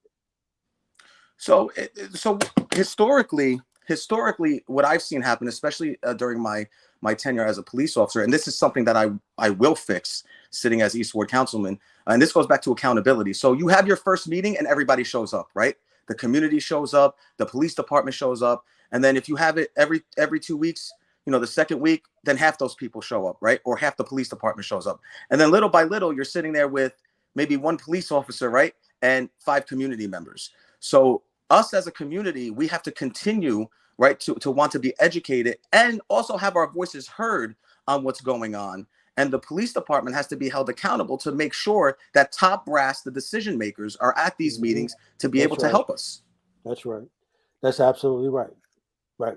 I think that top brass have to make sure that the police are there, because I can remember when I was younger that, you know, we knew like I went to Robert Treat Marcus Garvey. That's now the old Science High School. Used to be Marcus Garvey. But we knew the police officer, right, who would walk us, got to know us in the morning, right, see the kids crossing. And then, you know, he lived in the community, right? The police officer actually lived in the community. So, you know, as you know, that is now a big push by the mayor to have the police officers actually live in the community. Absolutely. On that. And I know we only have 2 minutes left, and I definitely want to give the candidate time to finish their message. Do you have any?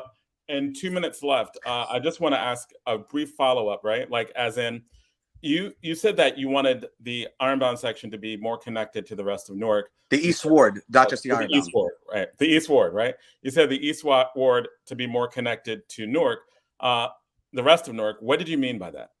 So, and speaking as a resident, again, for 24 years, we've been divided. Our people in the East Ward, right? Our community, we don't even know some of the programs that the city has to offer to help us.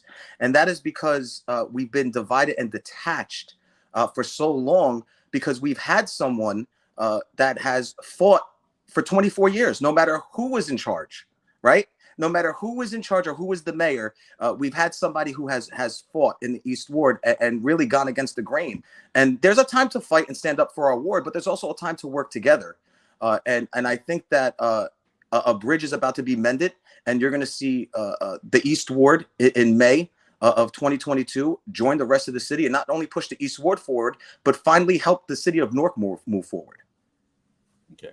Well, thank you so much for coming on. We appreciate you. The final thing you want to say to get people to vote for you? Oh, and when you're giving this final question, we always ask all of our candidates, who is your favorite hip hop artist, individual or group? So when you're telling, giving your closing and you're telling people, who to vote for, can you answer that question as well? Yes. So thank you very much for having me on. I think it's a great show. We have to make change. If you look around at the ballots, the same faces, the same people all the time. We have the ability to make history in the East Ward and have someone who has a direct pipeline to an administration to get our concerns heard and met and finally be together. So May 10th, 2022, come out and vote Louis Weber for East Ward, Mayor Baraka. I'm C4. And my favorite of all time is Biggie Smalls. There's nobody better. Okay. All right. Thank you. Thank you and good luck. Thank you. All right. The next, we are going to have a candidate for the East Ward.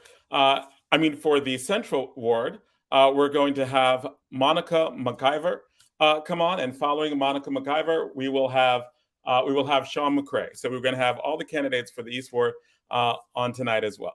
For the Central Ward on tonight as well. So, Monica, we are putting you on now. Hey, Monica, welcome.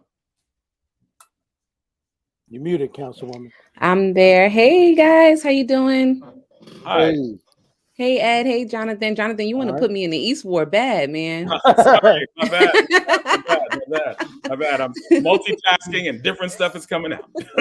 I'm joking. So how are you? I'm doing well. How are you guys doing? Good. Councilwoman, I used what you told me offline with the mayor when you said this is hard. You know what I mean? People think being a councilwoman is easy. It's hard. And the mayor said that. He said, this is hard work, you know? Yes, yes, for sure. But I want to jump in with the first question, and that is, what in your biography makes you the best person for the Central Ward?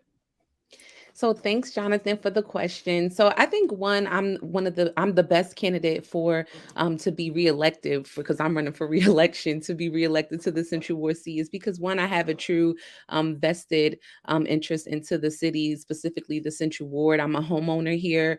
I grew up here. Even though I always say born and raised doesn't make you a great candidate because folks seem to always put that out there. I have, went to school here in the Central Ward. I am a educational leader. I have leadership experience, being that I have a master's as well from Seton Hall University in policy and school leadership. I have also started 2 nonprofits here in my past history before ever becoming a councilwoman. I started Newark Gals Inc., which is a nonprofit geared to, show young girls life skill experience, as well as starting the Believe in Newark Foundation, which is a nonprofit geared to giving back to other small nonprofits and also supporting community initiatives. So that is just the work that I've done without being an elected official. And from just being reelected, I think all of the work that I've done in the past 4 years is definitely a true testimony to reelecting me to the Central Ward seat. We spent a lot of time being transparent, advocating for Central Ward residents, being there in the most neediest time for all of our lives during COVID-19, which was really a big push and a hard push, as Ed would say, for all elected officials all over. But being out on the front lines, being there for my residents for 2 years, whether it was giving out food, giving out masks, showing up to buildings to make sure my residents were okay. I think that definitely supports me being reelected to office, in addition to a whole lot of other initiatives that, we have been working on as a city, as a whole, as a collective with our mayor, specifically for the Central Ward. So definitely, I think that some of those things definitely supports me being reelected. But lastly, and most importantly, is my love for the people here in the Central Ward. I think I always say my number one thing is always have a disease to please. And so definitely being able to please residents as much as I can, in the work that I do every day. I think my love for them definitely is a number one and key point of why residents should support me in reelection. When you were talking about policy, especially inside of the Central Ward and the things that have done, one of the things that people talk about is the rising cost of housing, how expensive it is, how the Central Ward may be that spot of gentrification that pushes people out. Are there specific policies? Are there specific things you either have advocated for or are currently advocating for that deal with people's real insecurities financially about either being pushed out of the Central Ward or not even being able to afford to get in? So we've had a problem. I mean, I'm sure everyone has had the opportunity to read Professor Trout's Climb report regarding housing here in the city of Newark specifically. We have a shortage of affordable housing. We actually short probably about 16,000 units per the Climb report here in the city, in which we have put together from a local perspective different avenues where we can address affordable housing. One being is the inclusionary zoning ordinance. Without that, we would have less affordable housing than we have now, which many cities do not even have a IZO, which is why they see gentrification happening at a fast, rapid, turnover like a blink of an eye. And I think us having the inclusionary zoning has definitely changed the status quo in that. But is that enough? Definitely not. And that is one of the reasons why I'm co-sponsoring the amendments to the new IZO amendments that we have coming forth to the council. One, it allows us to get more bang for our buck out of our, subsidies that we offer to developers. Can you break that down? Like, what is IZO? What is the specific thing you're talking about? I'm sorry for the shortage.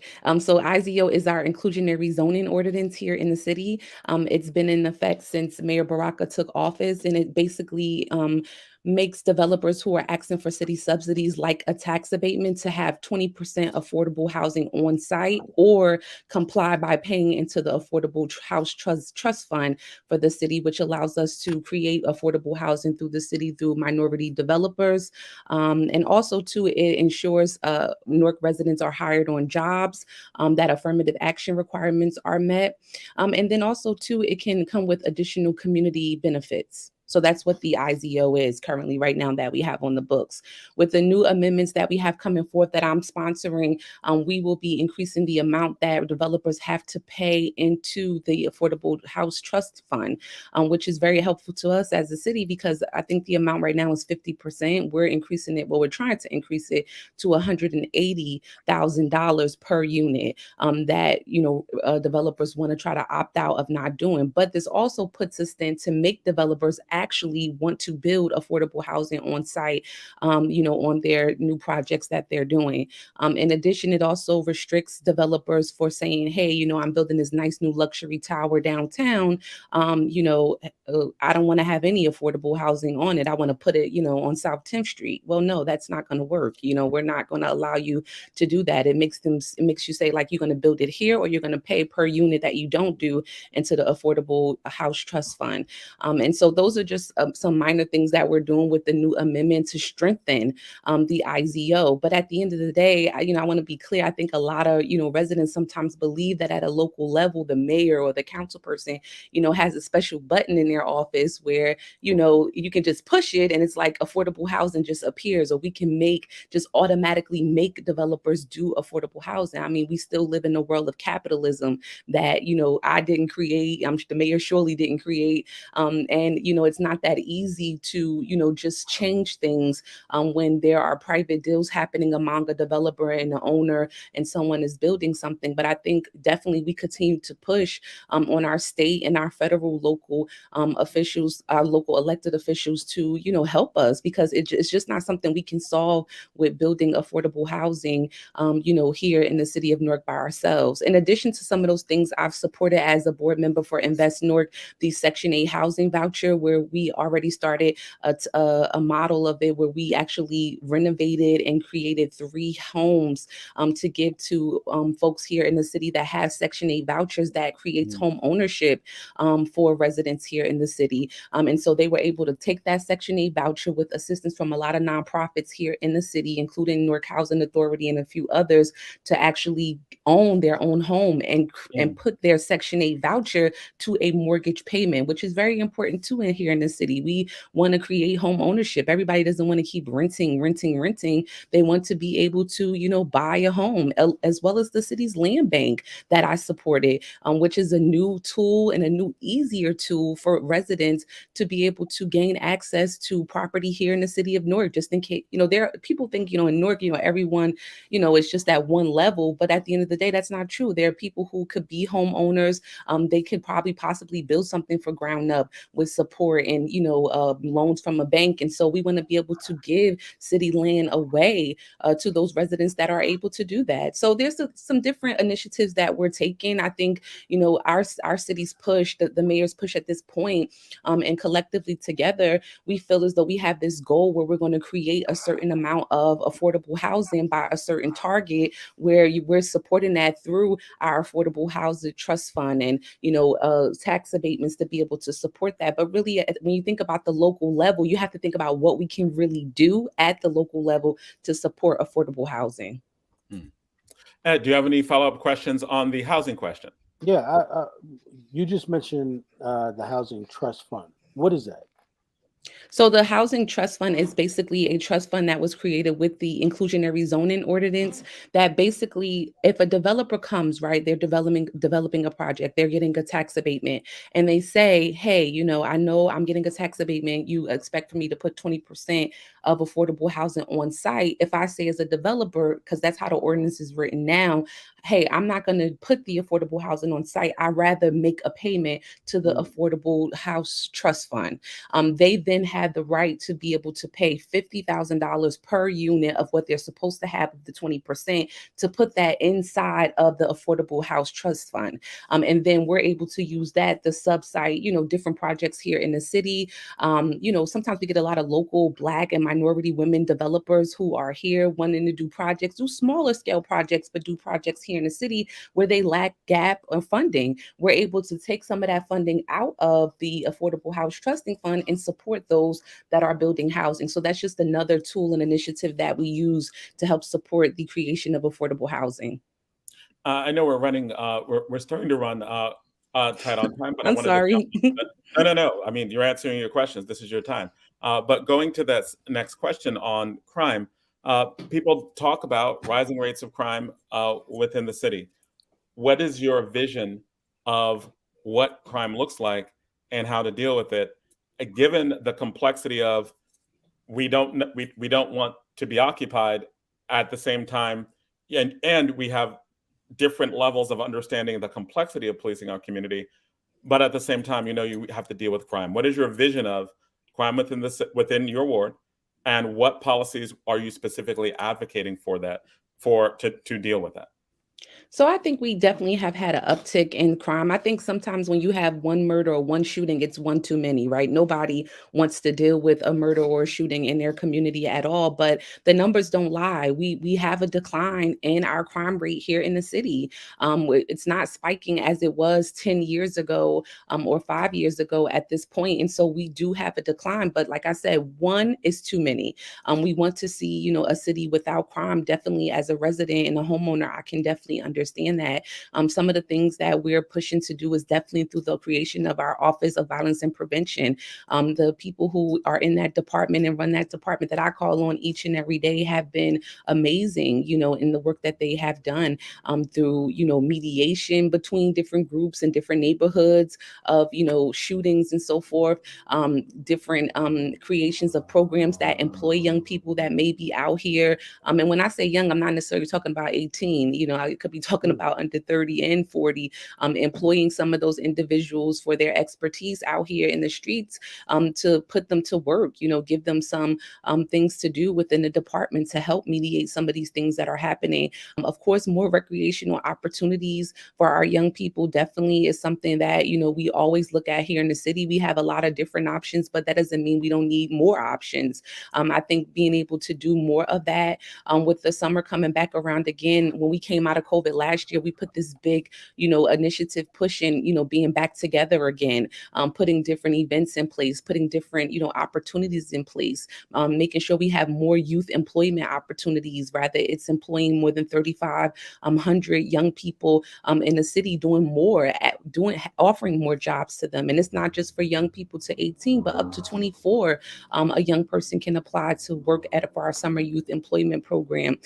Definitely through community policing, right? Which I think our police department has been doing a great job at. Does it mean that they can't do better? Definitely they can. But I think, having these community meetings that they have, having the opportunity to be able to speak to your community officer that each precinct has. I think that those things are great. We have community meetings all the time where we offer the community officer to come, the captain, where they're able to have a real conversation with residents, and also, train residents on neighborhood watch programs and things like that, because it's really going to take all of us to, put a real dent into crime, here in the city in general, no matter what ward it's in. So those are just some, minor things that I think, pushing forward and continuing to keep working on is definitely going to benefit. The idea that we hire social workers in our police department to be able to deal with those quality of life, everyday issues that don't necessarily require jail time. Those things are important as well. So definitely more of that. I think it will definitely help us, to put a dent into the crime rates that we're seeing. And Ed, we know we only have about a minute left. Do you have another question to ask? You might also incorporate the hip hop question as well. Okay, so here's the question I would ask, Councilwoman. You are the veteran now, right? So 4 years ago you were a novice, and I guess like TD Jakes would say, what would you say, to the novice 4 years ago that you've learned 4 years later as the councilwoman?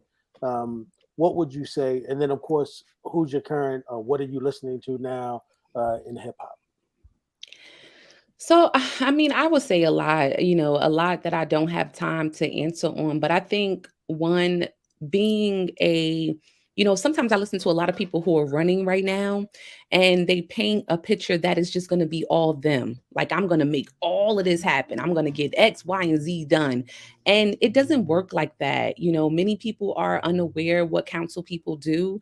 They're unaware of the job role, and they're unaware that in this position, which I live and stand by, you have to have the middle name of partnership, because it takes community organizations, it takes other entities, it takes, corporate partners, it takes your other council members and your counterparts, no matter how much you think you do not like them. It takes collaboration with the mayor. You're not like a sole lone person who is just going to go out there and, just change the world. I think John Lewis talked about that in his book a little bit about when he had got elected to Atlanta, city council, and how, he made enemies real quick, because at the end of the day, not saying that he wasn't right in the book for what he stood for, but definitely you have to think about when you're getting things done for the people that you represent, over 60,000 plus people here in the Central Ward, you have to really, think about partnership. And I think, I wouldn't say when I came in, I had that idea that it was just going to be me standing alone, but I learned very quickly that you can't get anything done without the partnership of the stakeholders and different groups here in the city. And so that's what I live by and stand by. And that's why, we've had the success that we've had.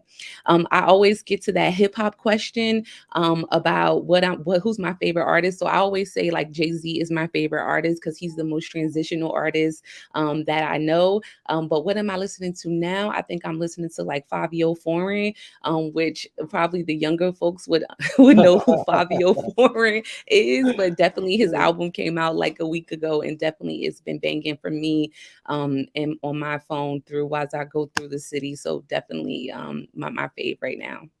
All right, thank you so much. Thank you for coming on, Councilwoman, and good luck. Thank you guys so much. Take care. Take care.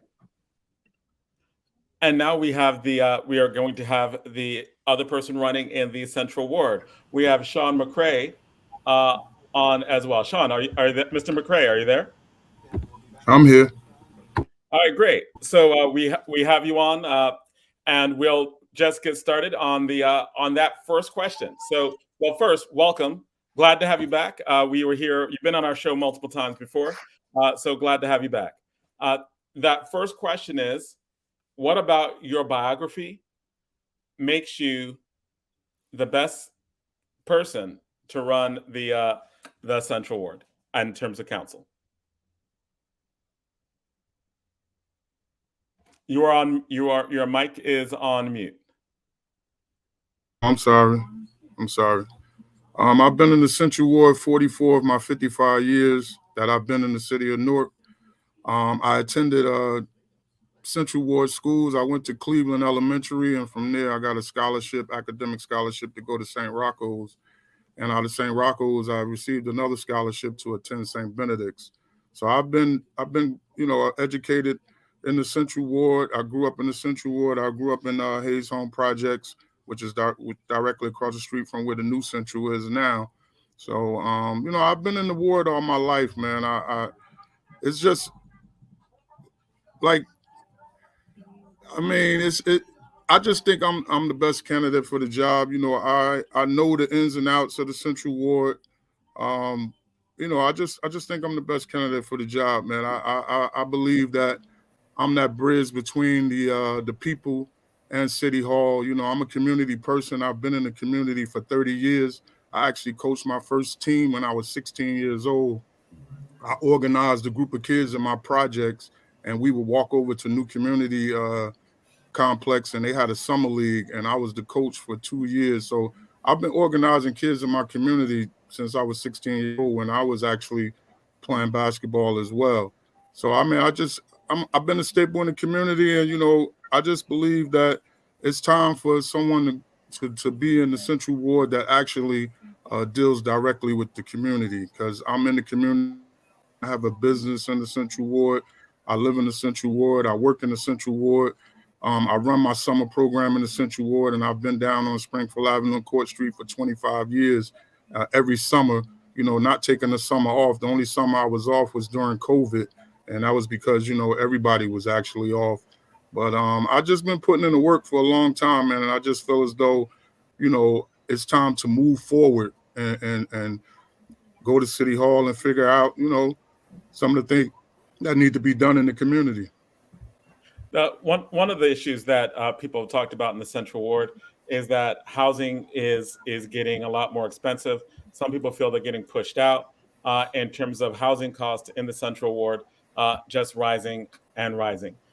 What is your vision for how to deal with what housing looks like in the Central Ward right now?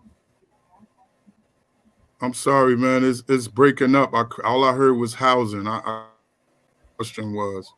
Oh yeah, the question is, given that housing is real expensive in the Central Ward now, and many people are complaining about not being able to afford to live there, what is your vision for what's going on with housing in the Central Ward, and what would you advocate for in terms of dealing with it? Can you hear me? Well, I'm sorry, man. It's real. Like it's going in and out. I can't really hear what the question. All I hear is my vision for housing. That's all I hear. All right, Zai, can you hear me? So yeah, I hear you. I don't know if it's my computer or it's your computer. But when I was listening the other time, it was a little grainy as well. All right, Ed, can you hear me clearly? I can. Yep. All right, so I'll just ask again. Hopefully, go out and come back in. Yeah, sometimes if you go out and come back in, it'll work better. All right, I'm gonna log in through my phone. I'm gonna get off the computer. All right. So Ed and Zaid, while we're waiting for him to come back, and there's about 11 to 12 minutes left in the interview. So we're waiting to come back. Tell us why having candidates on is so important. Why is it important for us to talk to all of the candidates? First, let me apologize. I got knocked off, and it took me a minute to get back on. So I missed almost all of the last two candidates. So I apologize for that, and I hope Shaun can get back on so he can be heard. Right? Okay. Reggie's already. Can you hear us? That's he's ahead of the curve. He looks like he's got a very good connection. Yes, it looks like a great connection. So can you hear us? Yes, sir. Yes, sir. Absolutely, John. Oh, wait. I'm sorry. That's Reggie. That's our next guest. Yeah. Right. You are our next guest, right? So we're going to have you on shortly. Our other guest just came back. We're going to put him on, but we're going to have you on right after that. But yeah, so I mean, it's he's back. Let's see how he's. Yep. So can you hear us now? Oh nope, that's wrong guest as well. All right, so no, he's looking for Shaun. Yeah, we're trying to get Shaun back on. Yeah. Yes, absolutely. We're trying to get him back on. But just he's got his own podcast. It's a good podcast. Like he should have a good connection. I don't know where he is. Right, true. A lot of that plays into where you are at the particular moment. He does his podcast right out of the hub. All right, so Zayed, I think he is back. Okay, let's get him in. Yes, he is. All right, hey, welcome back. That looks better. What's going on? I think it was my computer. Yeah, you sound much better. Yep. Can you hear us all right? Yeah, I hear you. I'm on my phone now. I think it was my computer. Okay. So the question I was asking you got it. Yeah, the question I was asking you is about housing, right? In the Central Ward, people are complaining that housing is more expensive, they can't afford to live there, and they feel they're being pushed out. What's your vision of the situation of housing in the Central Ward? And if you were elected, what would you advocate for? Well, I mean, I would advocate for more low-income housing. The Central Ward, the area.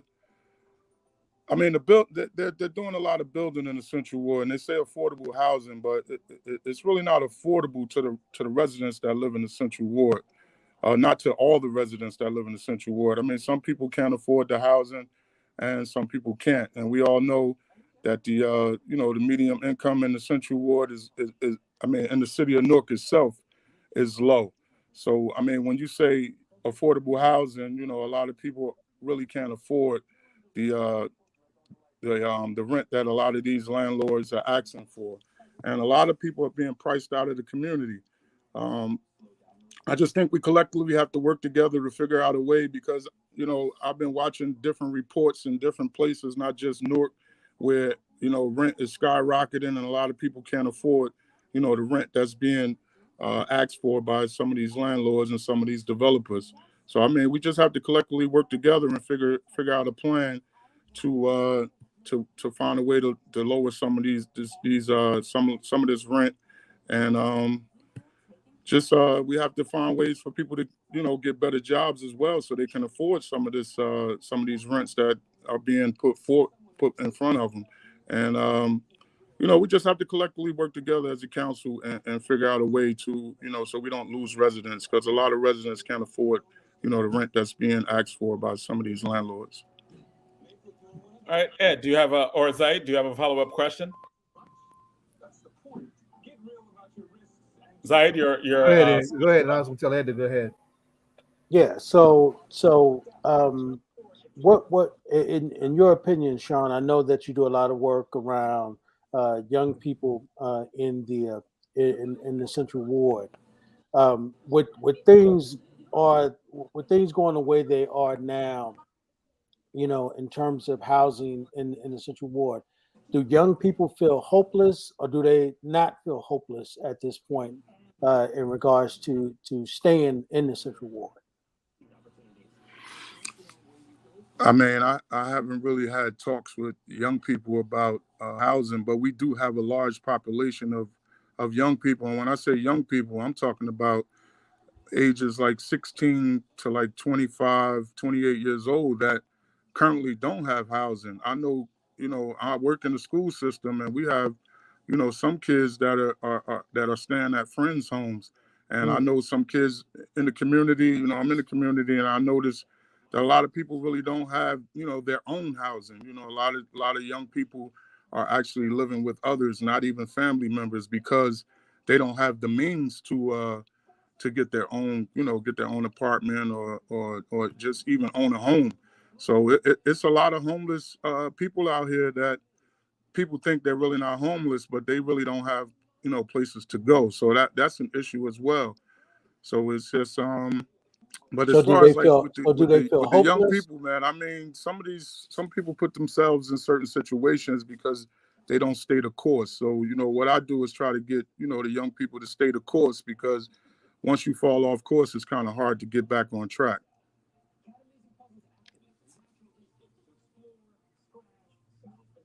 John, you muted, Jonathan. Zaid, do you have another question about housing? And you're muted now. Yeah, I mean, it is such an important question because of the strategic place of the ward. The Central Ward has always been like the key corridor ward for the whole city, in and out of the city for years. I mean, so what would you do, Shaun? What would you try and bring to the equation that's missing? We were talking about housing, but then there's housing is is directly related to you raise the question of people's income, you raise the question of people having being beyond able to afford housing, being homeless, people really being on the edge. What would you bring to the equation to help change that? I mean, it's a lot of things you can bring to the equation because it's a lot of people that are not as skilled enough to get the good paying jobs. So, education plays a major part as well. Kids need to be educated in school as well as home. When I was younger, I was educated in the household as well as when I went to school. So I think we're missing out on that part. And, and everybody doesn't go to college. So we need a lot of trade jobs, like skills for these guys or young ladies coming out of high school to be able to go right into the workforce, because everybody doesn't doesn't want to go to college, but at the same time they have to have a plan, because you just follow the cycle. I mean, you know, if I grew up in a household where mom and dad, you know, wasn't working and they were being, you know, raised by the system, most likely, you know, a lot of our kids believe that it's okay because they can get by like that. But we have to train them to believe that they can be homeowners, that they can work good paying jobs, and they can come out of any situation that they may, you know, encounter once they get out of school. So it's a lot of people that have to work together on that, because it's a lot of issues in our community that drives these, you know, young people and older people as they get older to become homeless, you know. So it's a lot of issues that needs to be tackled, man. It's not just it's not just the housing, because the kids, you know, they're growing up in a home, and then, you know, as they get older, you know, we see people on the streets, but something happened for them to, you know, to go that way. So it's a lot of things that we need to address that I think we don't address, that would stop a lot of, you know, people being homeless and people receiving low-paying jobs where they can't afford the current rent that's being asked for by some of these landlords and developers. And moving to that, the next question that we're going to ask is, one of the things people talk about and is crime, right? And they talk about what people are going to do about crime. And what is your vision of what public safety looks like in the Central Ward, and what would you advocate for? Because, you know, some people are always like more policing, but then we don't want to be occupied. There's always a complicated relationship with crime policing within our community. What is your vision of what it looks like, and what policies would you be advocating for? Well, the Central Ward is a unique ward compared to you know, the other 4 wards. We have Newark, you know, Rutgers Newark. We have NJIT. We have Essex County College Police. We have the Sheriff's Department patrolling areas of the Central Ward, and we also have Newark Police. So I mean, collectively, if I'm not sure, to be honest, that if they have something in place now, but if they worked collectively, I think it would alleviate some of the problems that the Newark Police have if the other entities got involved with the you know, with the crime that's in the Central Ward. And I think, you know, just, you know, I think we need, I mean, right now we're short on officers, so we need more, you know, more police. I think the morale is not that high. And, you know, if we get people to really believe that others are behind them when they're doing their job, I think the job would be done a whole lot better. But if we collectively work together with the entities that we have, with the colleges and, like I said, the Sheriff's Department and the Newark Police, we probably could reduce some of the crime in the Central Ward. Compared to the other wards, I don't think the Central Ward is as bad, but any crime, you know, any type of crime that we have isn't good. But I think more community policing, you know, I ride through areas of the Central Ward and I see, you know, blocks that are barricaded and the officers are sitting in the car. I really don't believe that's helping the situation. I mean, the block is already barricaded. If the officers got out the car and actually walked the perimeter, they probably would, you know, meet residents and learn the community, and then, you know, people may feel a little bit more safe with talking to the police, because, you know, people don't like to talk to the police officers. So I think it's, you know, it's a community thing. I think more people have to get involved in the community, and I think we can reduce some of this crime. It's a lot of work, man. Crime been going on since I've been born, and, you know, I've known a lot of people that have come up with different ideas. But I mean, everything is not going to work, but you have to, you know, give it a shot and just put things in place. But I think if all the entities work together, I think it would reduce the crime in the Central Ward, because the Central Ward is the only ward that has different agencies that's actually inside the Central Ward. All right, Dan, I know we have about 1 minute left. So Zaid, if you have a follow-up question, and if you do have a question, just add the last question that we always ask in it. Just incorporate that somehow. Go ahead and let him wrap up. All right, so Shaun, we're you'll have the final say, but we want to ask you to, we're going to, we always ask, who is your favorite hip hop artist, individual or group, or who are you rocking with now? So do I wrap up and then answer that? Yeah, as you want, right? Like wrap it up and then answer that. Yeah. Okay. Well, I mean, I just want to let people know on May 10th, C1, Shaun McCray, Central Ward, councilman. You know, I feel as though I'm the best choice for the Central Ward because, like I said earlier, I think we're missing that community piece. I don't believe the whole Central Ward is being serviced. Me myself, if I become councilman or when I become councilman, I'll service the whole Central Ward. You know, I'm already in the community in different areas of the Central Ward, and I think that's what's missing because me out here canvassing and talking to people, that's what I'm hearing. That it seems like no one cares about them, and this is different parts of the Central Ward. People that own homes, people that live in low income, people that live in medium income, they're just not happy. So I think I would be that person that's needed to bridge that gap between City Hall and the community.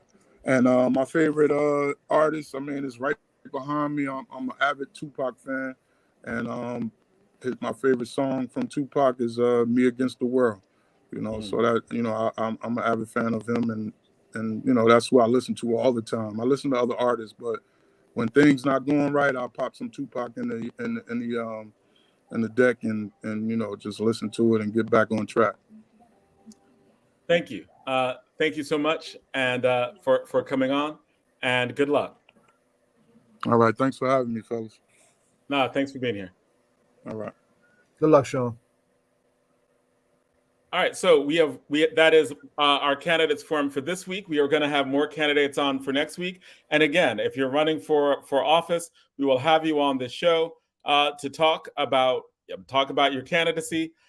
And because we always believe like one of the most important things is civil civic discourse around the areas of voting and talking about the problems that we have in our community and what are those solutions that we're looking for. So it's always an honor and a pleasure to have the candidates on, and we're glad that they come to our show for that. We're getting ready to go to the next part of our show that also I've been looking forward to. And we're gonna have, I'm gonna give a very brief introduction. We're gonna bring him on, and then Zai's gonna give the proper introduction. But we're gonna have Reggie Jackson come on from Milwaukee. He is I've heard a lot of good things about Reggie Jackson. He is an oral historian, award-winning, nationally recognized oral historian who is one of the co-founders of the Black Holocaust Museum. We're bringing him on right now, and welcome. Oh, there he is. There you go. Okay. Hey, good evening, gentlemen. I got to correct that introduction. I'm not co-founder of the museum. The museum was actually founded by my mentor, James Cameron, who survived a lynching at the age of 16 in Marion, Indiana. He opened the museum when he was 74 years old. He's a person that every American should know. You've seen the lynching image that he survived. His two friends, Abe and Tommy, were killed. Just an incredible, incredible person. Wait. So that image that everyone sees with the white people looking up at two people who've been killed, he survived that? Absolutely. He was supposed to be the third man hanging from that tree that day, but he miraculously survived that lynching. Wrote about it in his memoir, A Time of Terror. You can see that book right behind me there. It's the third edition of his book, A Time of Terror survivor story. So he became my mentor. I became involved with the museum almost 20 years ago. And a proper introduction. Zayed Muhammad has been talking about you for actually a long time, wanting to have you on this show. Zayed? Well, actually, we were already beyond the proper introduction because you got halfway into what we need to come to. But how Reggie got my attention recently, my Baba Tony Vandermeer just dropped his article. He wrote an article that, for everything that Reggie's involved with, right? For a lot of the things that we're involved with, right? He wrote a powerful article, and I'm going to put it up in a minute so everybody can go to it and check it out for themselves in the Milwaukee Independent on the drama that took place at the Academy Awards between Will Smith and Chris Rock. And of course, celebrity land that went where that arena can take that, right? But there was some important issues that were underneath that whole thing that really needed to be taken apart. And Reggie's voice is one of the few voices that took those critical questions serious, right? So that was, and we just kind of touched on the incident when it first went down a couple of weeks ago, right? But it merits, another look, because there was a lot of things that were on the table that or how that whole thing played out and how that thing could have gone really, really beyond where it went in terms of its fallout. So I wondered that was the thing that got us on. Now, then when I recognized his connection to the Black Holocaust Museum, I almost lost my mind, because I remember James Cameron, right? I remember the late great Bill McCray. This is my journalism hat now, right? Who gave us Black News and later the McCray Report. Shortly before he left out of here, he had James Cameron on. He's the one that brought James Cameron to our attention on the East Coast, right? So I remember when that happened. And then Reggie's profile is profound. The stuff that he's done.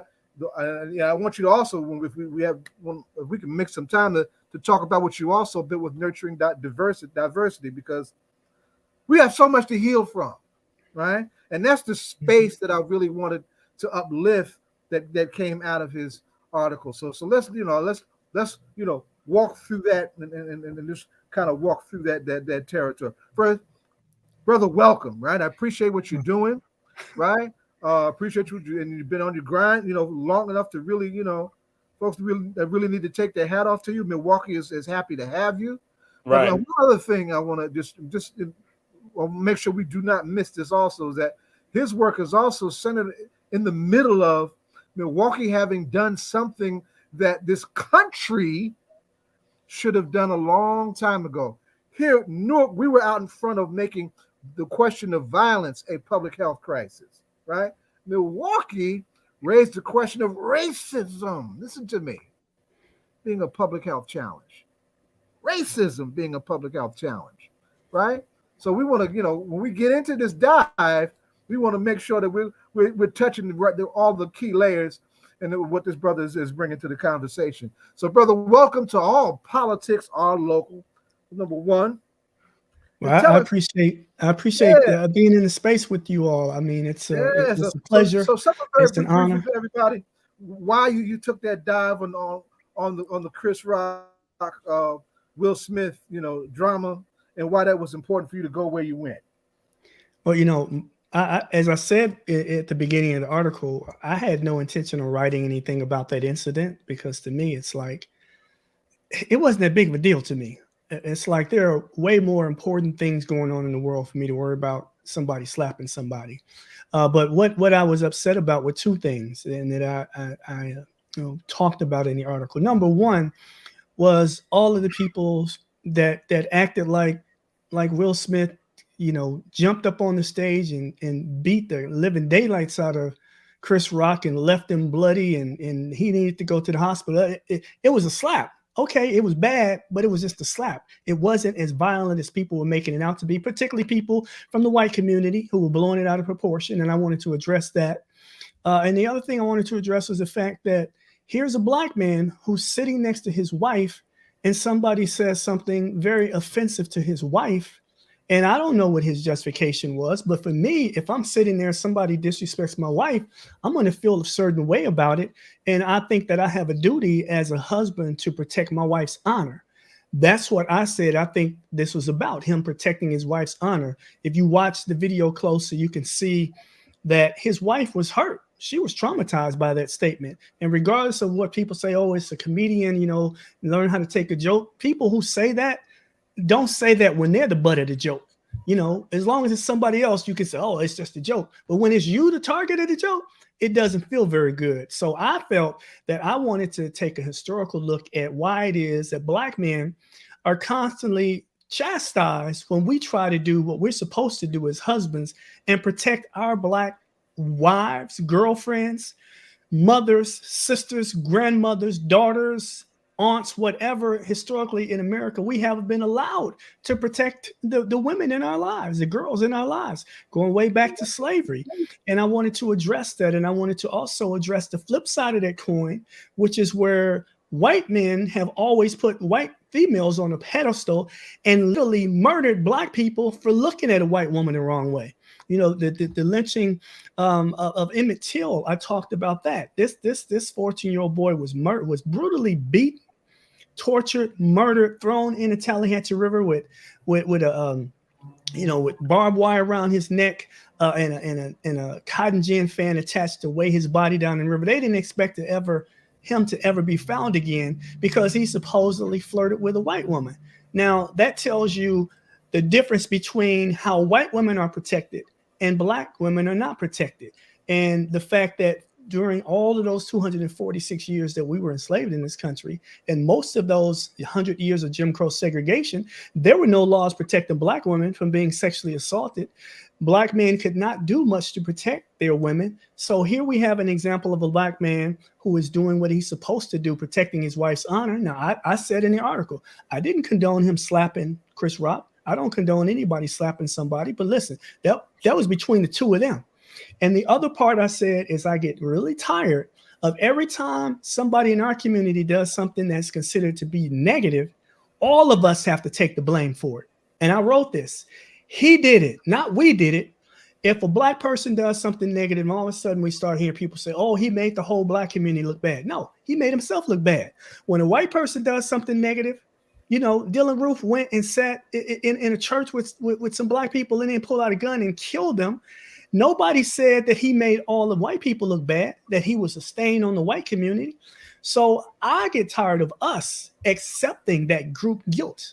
I will not accept responsibility for what Will Smith did. That was him. That wasn't me. That had no sense of me or either of you being involved in that incident. We didn't walk up on the stage with Will Smith. So why is it that we're taking the blame along with Will Smith? And that was the other piece that I wanted to talk about, this group guilt that we always feel whenever somebody black does something. You know, this man that shot the people in the subway in New York. I'm hearing people here in Milwaukee are saying, man, oh, you know, he making us look bad. Here go another dude making us look bad. I'm like, no, how is he making you look bad? You living in Milwaukee. This man is in New York. Okay, I know he lived in Milwaukee, but he's not a reflection on what you do. We have to stop perpetuating that thing that white people put the blame on the whole black community when we do something bad. But when somebody does something good, they don't credit the whole black community. So those are some of the things that I touched on in the article.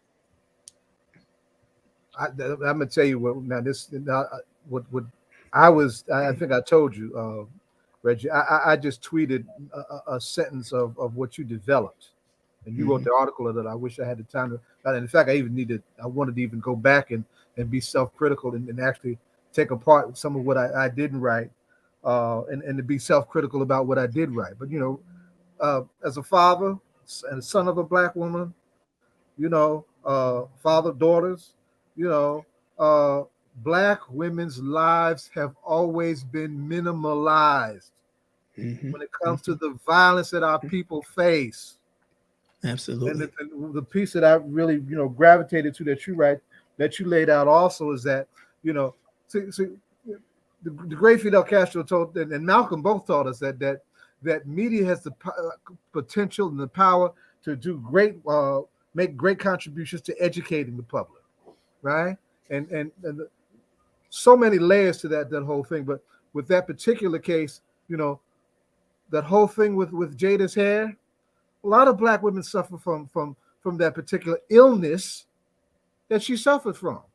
And an informed media or responsible media responsible to, you know, looked at that issue, right? Because it's an illness that affects women's hair, and particularly black women's hair, that does not get talked about, right? Ayanna Pressley, Congresswoman Ayanna Pressley from the Boston area, right? It took her years to come to terms with that, right? But it's only because of a movement coming from black women themselves, right? Around their crowns, around the dignity of and the right to our people have some self-determination, at least around our hair, right? And to come to the terms that having a clean shaven head is also in the African aesthetic a natural hairstyle. It took her years to come to a place where she could even deal with the honesty of her own condition, right? And she did that, and she was one of the few people who had the capacity to articulate that burden, right? Media missed an incredible opportunity to do that, right? And black men need to stand up for black women. Damn it. Yeah, I agree. I'm gonna just jump in here a little bit. I mean, but before you do, though, Ed, before you do, Jonathan, I want to bring that also back to, because Reggie also touched on that place that we need to come to is the question of the larger violence against our community and how we've been made helpless to defend ourselves, in the weight of it. And then we talked about it in the mayor segment. We just 140 years later, we just get an anti-lynching bill signed and not have voting rights legislation signed, because in the end, that's one of the things that was most feared about us having access to the ballot, that we would transform the whole landscape of this country when we had it. And when we made use of it, we did. Right? So that, I want to make sure we transition to that. Go ahead, John. I'm sorry. I mean, and this is, I'm throwing out there because, I think that this serves as a Rorschach test for the Black community to react in ways. And mine is, everything we're saying may have had absolutely nothing to do with what went down, in that they're rich. They're there because they're being honored about being rich. No matter what happens before or after, they're going to be fine. Jade is one of the finest women on the whole planet. At no point was she ever physically in danger at all. At best, her feelings got hurt for jokes that were inappropriate, but it's the Oscars and they're rich and they're getting joked upon because they're rich and successful and being honored, right? Like all the other people who are as well. So my thing is, even though I'm saying that, in real situations of real violence, where we have to be willing to die to protect women, children, that kind of stuff. It's not, they want it.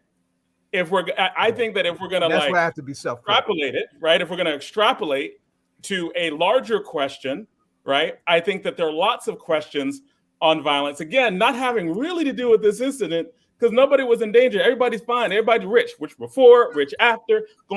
He's been banned from the Oscars for 10 years. He's still rich. Going to be rich. Going to make millions and millions of dollars, right? Not relevant to anything that's in our community. But what is relevant, I think, is this notion of honor, because Black men die regularly over insults and the way in which we deal with pride, respect, both of ourselves individually, and definitely, plenty brother got killed over women. Plenty women got killed by brothers over this idea of honor. So I think we need to really unpack what we even mean by that. And I think there's a difference between self-defense, which we're talking about when you get into lynchings and you get into where we have to actually risk our lives and die because there's physical danger, and disrespect, which is we have to at least acknowledge that is a standard that with Black men and Black women die regularly, right? Because it's not true Black men don't defend Black women. Black men die quite frequently at our own hands, right? That's part of the reason for violence and the ways in which we deal with that all y'all talk about. So I think having that piece in there, I think, is also very important. Just the reality that violence within our community is often triggered by insult. And what do we say with that? Listen, brother, I agree with you. That's obviously the case, but that's the case in the white community too.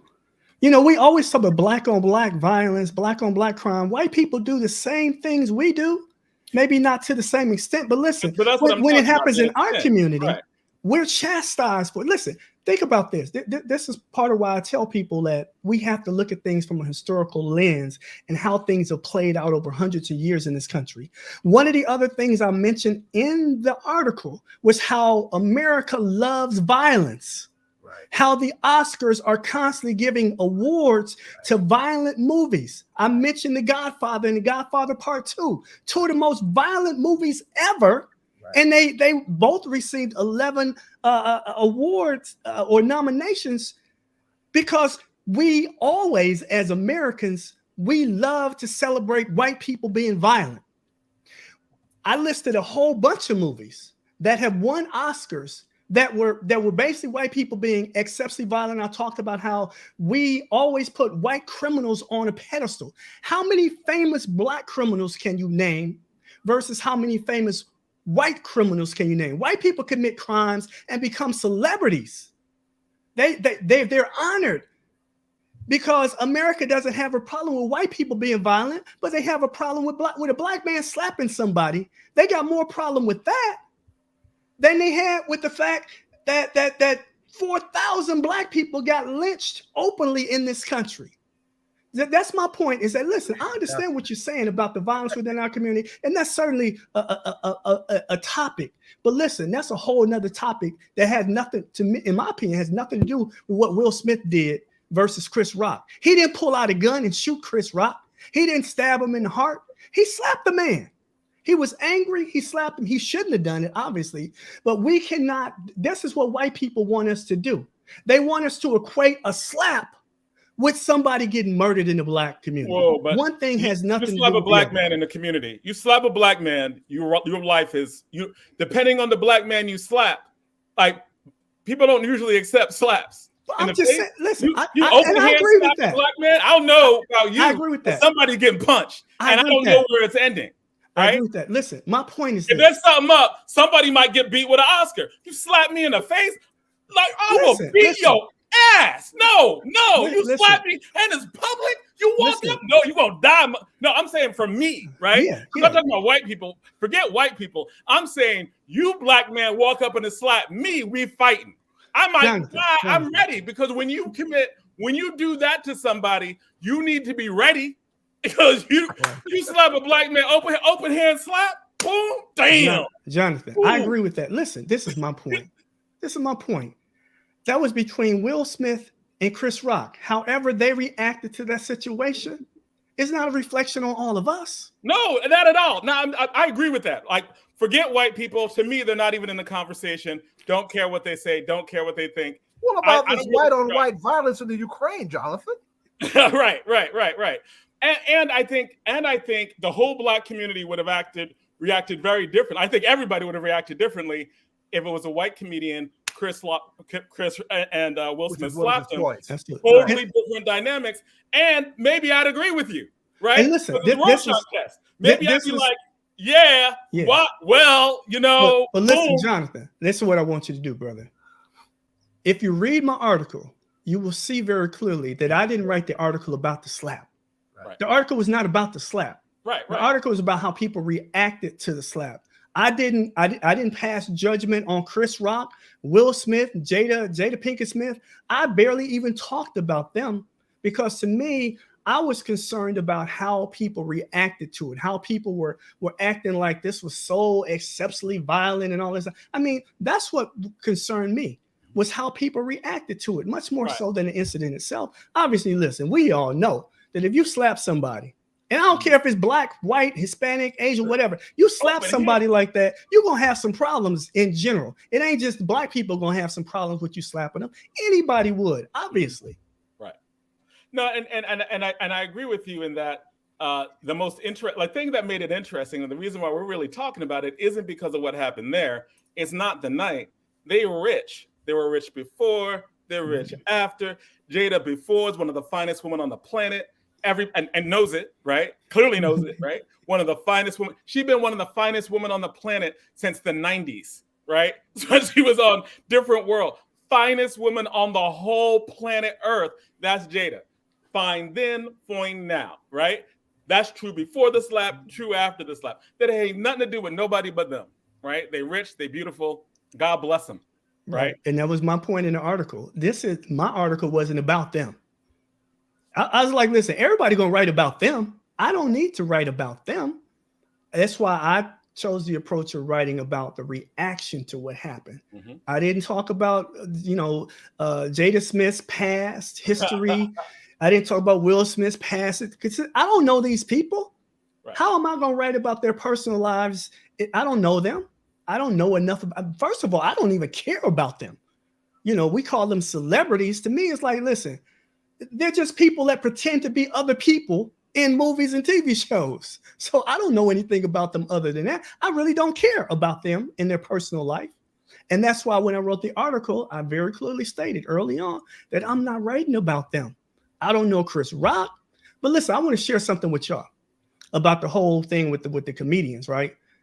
That people like, oh, you know, it's a joke, get over it. Listen, years ago, when I lived in California, I went to a comedy club with some of my buddies in LA. And Jamie Foxx, this was before he blew up and everybody knew who Jamie Foxx was. He was on the stage and, you know, he was starting his routine. And one of the guys I was there with started heckling him for no apparent reason. And he thought it was me. So dude went in on me for like 5 straight minutes. I was like, dude, it was him. It wasn't even me. And then I realized, like, wait a minute. You know what? What he's saying to me, he literally mean to say to this dude who was talking crazy to him. So I got it. But listen, when you in that moment and somebody is talking to you, comedian, whoever, it don't feel good, man. Ain't nothing to feel good about that. I didn't feel good about it. I kept laughing, but it didn't feel good. I am an overweight black man, and I know never to sit in the front of a comedy show. Like, I won't do it. I won't do it. You fake game, that kind of I will never sit in the front of a comedy show. I'll be right in the back. I'll be in the back. They can't. You hiding behind somebody, right? No, you ain't doing me that. I ain't going out like that. But here's where I'll be self-critical. I put up Malcolm's famous quote: "The most disrespected person in America is the black woman. The most unprotected is." I went there and I said Chris Rock owes everybody an apology, owes black women an apology, and owes everybody an apology. That's all. He's lucky he didn't get more. Now and I said, now I'm out here doing violence reduction and violence interruption work, right? Trying to keep our kids from killing each other, right? And I'm advocating, this thing that I'm behind this thing happening in public between 2 black men that shouldn't have happened, right? But after Will Smith did that, he took responsibility for it and apologized for all of that, understood that he was going to face consequences, didn't back away from any of that, right? It was unfortunate, and DJ Rhino is getting ready to come in because it's his segment, because that particular night had some profound historic dimensions for a lot of us, including Will Smith.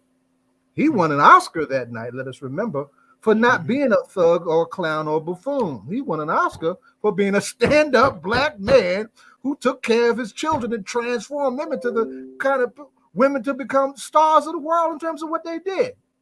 Playing Serena and Venus Williams' father, right? That was his story, right? Black, so we can. We didn't get a chance, really, so we got to have you back, Reggie. We really didn't get a chance because I really wanted to take a dive also into what's going on in Milwaukee and why that whole question of racism being declared a public health emergency, where that can take this country if we properly address address that and take that where it can go. And of course, the profound, place of the museum is its rise, fall, and comeback. It's a great story, that museum, right? So we really need some more time. So I got to get you back on here. But absolutely, brother. Straight ahead. I hope the article is bringing more eyes to you, and the question brought more eyes to what you're doing. Because I actually heard about what you were doing from just someone who lived in Milwaukee, and they said that your work is some of the best work and should be even more nationally recognized than it's been, right? Like in terms of his TED Talk. On the TED Talks. Dynamite TED Talk, brother did. Yeah, my TED Talk was what I learned from a lynching survivor about anger. Absolutely. You knocked it out the park. Yeah, appreciate that, Jonathan. Appreciate that too, man. Listen, brothers, send me the invitation to come back. I'd be happy to come back. Love to tell you about where that statement that racism is a public health crisis, who it came from. It came from a sister in Milwaukee that doesn't get credit for coming up with the idea. She pushed it. Then, hundreds and hundreds of other municipalities have now followed suit. I'll talk to you about her the next time I come on, because I think her name is Lillian Payne. She's in Atlanta. Lillian Bring her on. Lillian Payne is the architect of that. She started a national movement, saying that racism is a public health crisis. They got all the way to the level of the CDC saying racism is a public health crisis. Right. It started right here. Oh, we gotta have that. Oh, we've got to have that story on. We're gonna have you on Absolutely. Gotta we're lift gonna that have up. we're gonna put you on for an hour, and we're gonna go into it because, like, as I said before, like I've heard things about you from people living in Milwaukee about the importance of the work that you've done and Reputation continue matters, to do That's right. there. So I appreciate you being on. We will definitely 100% have you back on for a huge chunk of time so we can really dissect these issues, man. Yeah, we could talk about your claim that Jada Pinkett is one of the finest She is. sisters in the world. We can Oh talk my about God, that too, on brother. the planet, and knows it, and has been so since the 90s, right? I mean, I came of age watching Different World when she took it over, and I was like, damn. Everybody who watched Different World knows that scene where she walked across the room and brothers lost their damn minds, right? It was like, damn, she fine. This sounds like it's been a lifelong crush for you, brother. Like everybody, all of them was lost. Jada Pinkett, she was fine. And that's been true for like since the 90s, man. Like you probably had some Jada Pinkett posters on your wall. He'll go slap you if you don't be careful. Right, true. Worry about my bad, Will. My bad. You lucky, Will. You lucky, Will. You blessed, brother. You fortunate. Oh Good my segment, goodness, y'all. man. Good segment, right? I'm Gotta gonna have love you being back with y'all, man. Oh, absolutely. We definitely Absolutely. make that Yeah, happen. we're gonna love having you back, man. 'Cause I'm getting ready to get in the driver's seat on this reparations piece too. We got some hot stuff going on. You right. You're a weapon for us to take this to the next stage. Absolutely, Right on. brothers. Good being with y'all. Thanks for the invitation. Looking forward to the next time. All right, And right on. Good to have question. you. We didn't ask you that first question the first time on the show. Oh, right. Go ahead. Okay, you can ask that question. Peace, brother Jackson. What's going on? Oh, good to meet you, brother. What's the question? All right, it's a question we usually ask all of our guests, usually, especially if it's their first time on the show. Being that it's a political hip hop radio show, we deal in politics, activism, education. We also deal in hip hop, and so I just wanted to ask you, as far as hip hop, what would you say, or who would you say is either your favorite artist or group in hip hop, or who would you say in the hip hop culture really speaks to you or really inspires you in what you do? I would have to say the Roots. Nice. These brothers been putting it down for a long time, and the message behind their messages is like what's powerful about their music. The music is great, but man, the lyrics a whole nother level, man. That political consciousness is what they do, right? They're musicians and all this other stuff, but political consciousness building is what they really do with their music. Indeed. And being that you brought them up, have you had a chance to see Black Thought's 10-minute freestyle on Funkmaster Flex's show? I have not. Okay, it's on YouTube. You just type up Black Thought 10 minutes, and it'll come up. And and he really goes in, like you said, lyrically, he has a lot of substance. He has a lot of things to say, and it's a good piece to listen to. If you got 10 minutes straight to hear somebody rhyme like that. I got 10 minutes. Yeah, he's good. But that's a good choice though. Appreciate it. All right. And take care. We look forward to even longer, more in-depth conversations. Yeah, absolutely. Y'all have a great weekend. Take care, brothers. All right. Peace. Rhino just dropped off. So there you go. Moved out. So Rhino. So those things that have been going around about people naming their hip hop list and all the other stuff. They should have. Oh yeah. You see, I haven't done none of that. Right? You see, I haven't even bothered. Oh, I did. I saw it. I was like, oh, let me do it. I was tempted, but I know how my brain works, so I didn't want to drive myself crazy. Well, no. Why? You think that your list would have been crazy? I mean, my choices. There's so much because I'm so full of it when it comes to hip hop, man. I can't narrow things down to one person. I can't narrow things down to a top 5.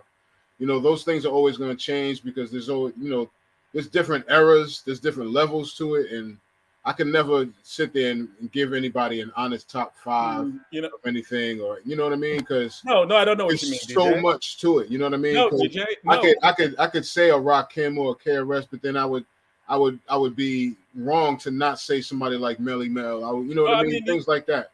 You know Wu why? Tang, Public Enemy, Tribe Called Quest. Like, who do you choose, man? You can't choose. Okay, so here's why I think you're doing the disservice to all of hip hop when you decide not to. You were doing the disservice to all of hip hop because first of all, you ain't got nothing to worry about because no one can really criticize your list, right? Mm. You put it out, people are gonna be like, it's all "Hey, opinion. Rhino, you don't know hip hop, right?"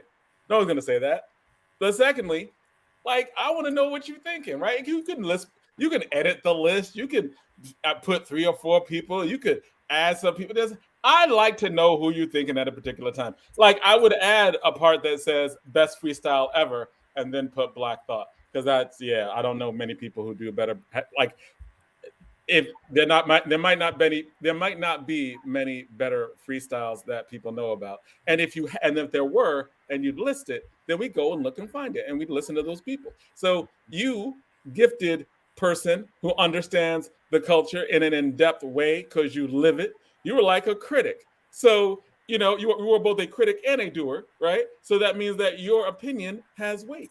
Means that people will learn from it. So you were depriving us from the DJ Rhino education, brother. I'll give it to y'all later after everybody. You know how anybody that knows me, they know that I don't like being the follower. When everybody's doing these challenges, that's when I step back. I don't do it. So maybe when it's all done and over with, I'll give y'all my choices. But yeah, like I said, it's so much, man. There's so many people that I cherish in hip hop, that I really look up to in hip hop, that I really believe in hip hop, and I can't to break it down to just a few. It's difficult for me actually. It's difficult. Fair enough, man. But listen, before you take your dive, in our last segment we were talking about the respect of the Black woman. Yes. Right. Uh-huh. I want to shout out your queen. Say again? I want to shout your queen out. I didn't know who she was, but she is doing some important on the ground grinding work and helping to build up this convention that we're getting ready to do for the 50th anniversary again. We need to have her on. Absolutely. Right? Yeah. In fact, I have a spot that I'm trying to pull together for May 15th. You tell her to hold a date because I may bring her out to be a guest on my Malcolm X program that I'm doing that day, so she could be, the person to represent for the convention. I'm getting ready to launch a series called The Ballad of the Bullet Revisited, right? Because it was so in the air and so delicate about the ballad in 2022 in this election year, right? That's something that I'm doing through my Malcolm X Commemoration Committee organization, right? Okay. So just I wanted, she's in the background, but Mm-hmm. I'm proud of it. I'm proud of daughter. She's putting the work in. She's got something to say. She's out. You got your grand queen, beloved. Yes, sir. Yes, sir. I don't know if I'm not sure if she told you before, but her father was one of the Freedom Riders, John P. Moody. Mm-hmm. Yeah, he was one of the Freedom Riders back in the day. So so I mean, it's in the family, it's in the blood. You know what I mean? So yeah, she's heavy in it, and she's very passionate about what she's doing. And it shows in the work. She's putting it in. Yeah. I'm just meeting daughter, and I'm proud as hell of her. Yeah. Well, thank you. I'll definitely let her know. She should be watching right now. I'm sure I know she is. Yeah. I just want to shout out to Principal Kafele and let him know we are going to have Reggie Jackson absolutely back on, and we're going to be going way in depth on that. So stay tuned. We're going to have him back. Most definitely. I'm gonna take a ride. I gotta take a ride out there on flight or something. I've been wanting to connect with that space for years, and they went through. We do not do enough institutional building in this particular time and space, and lack of maturation of our people. But that little brother, on the wings of the wisdom of that elder, put that space together. It went through. They lost their space. They went digital. They recovered and got back into a new space just this year. So it's a great story. We definitely sounds like our story. Yeah. We definitely gonna get it. We definitely gonna have him back, Principal Kafele, because listen, we are all on fire. All right. Yeah, so shout out to my brother. Yes. So go ahead, Rhino. You got the mic, beloved. I didn't mean to take. No, we good. We good. We good. Now, no, just real quick, because there's a lot of things that are coming up soon. So I might as well just kind of like put the information out there. If anybody, people coming outside again, the weather's getting a little bit better.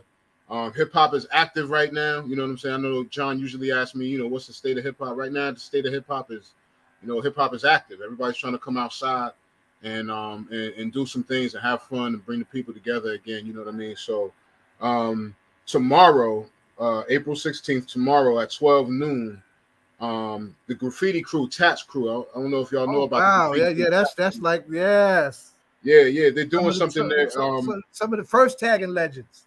Yeah, definitely. See, Zaire, you on, brother. You are on, brother. No, we used to tell them to tag Free Mumia, tag Black Power, tag all powers of beauty.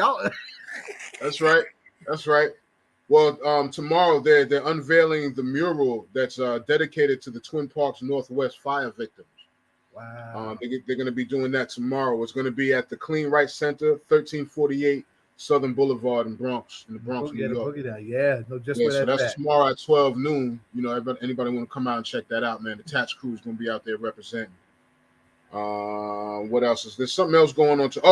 And I know big ups to Purple Haze for filling in for me last week, man. She was wonderful. She really did her thing. I watched it later, and man, I was sitting on the edge of my seat watching her, like you watching an action flick or something.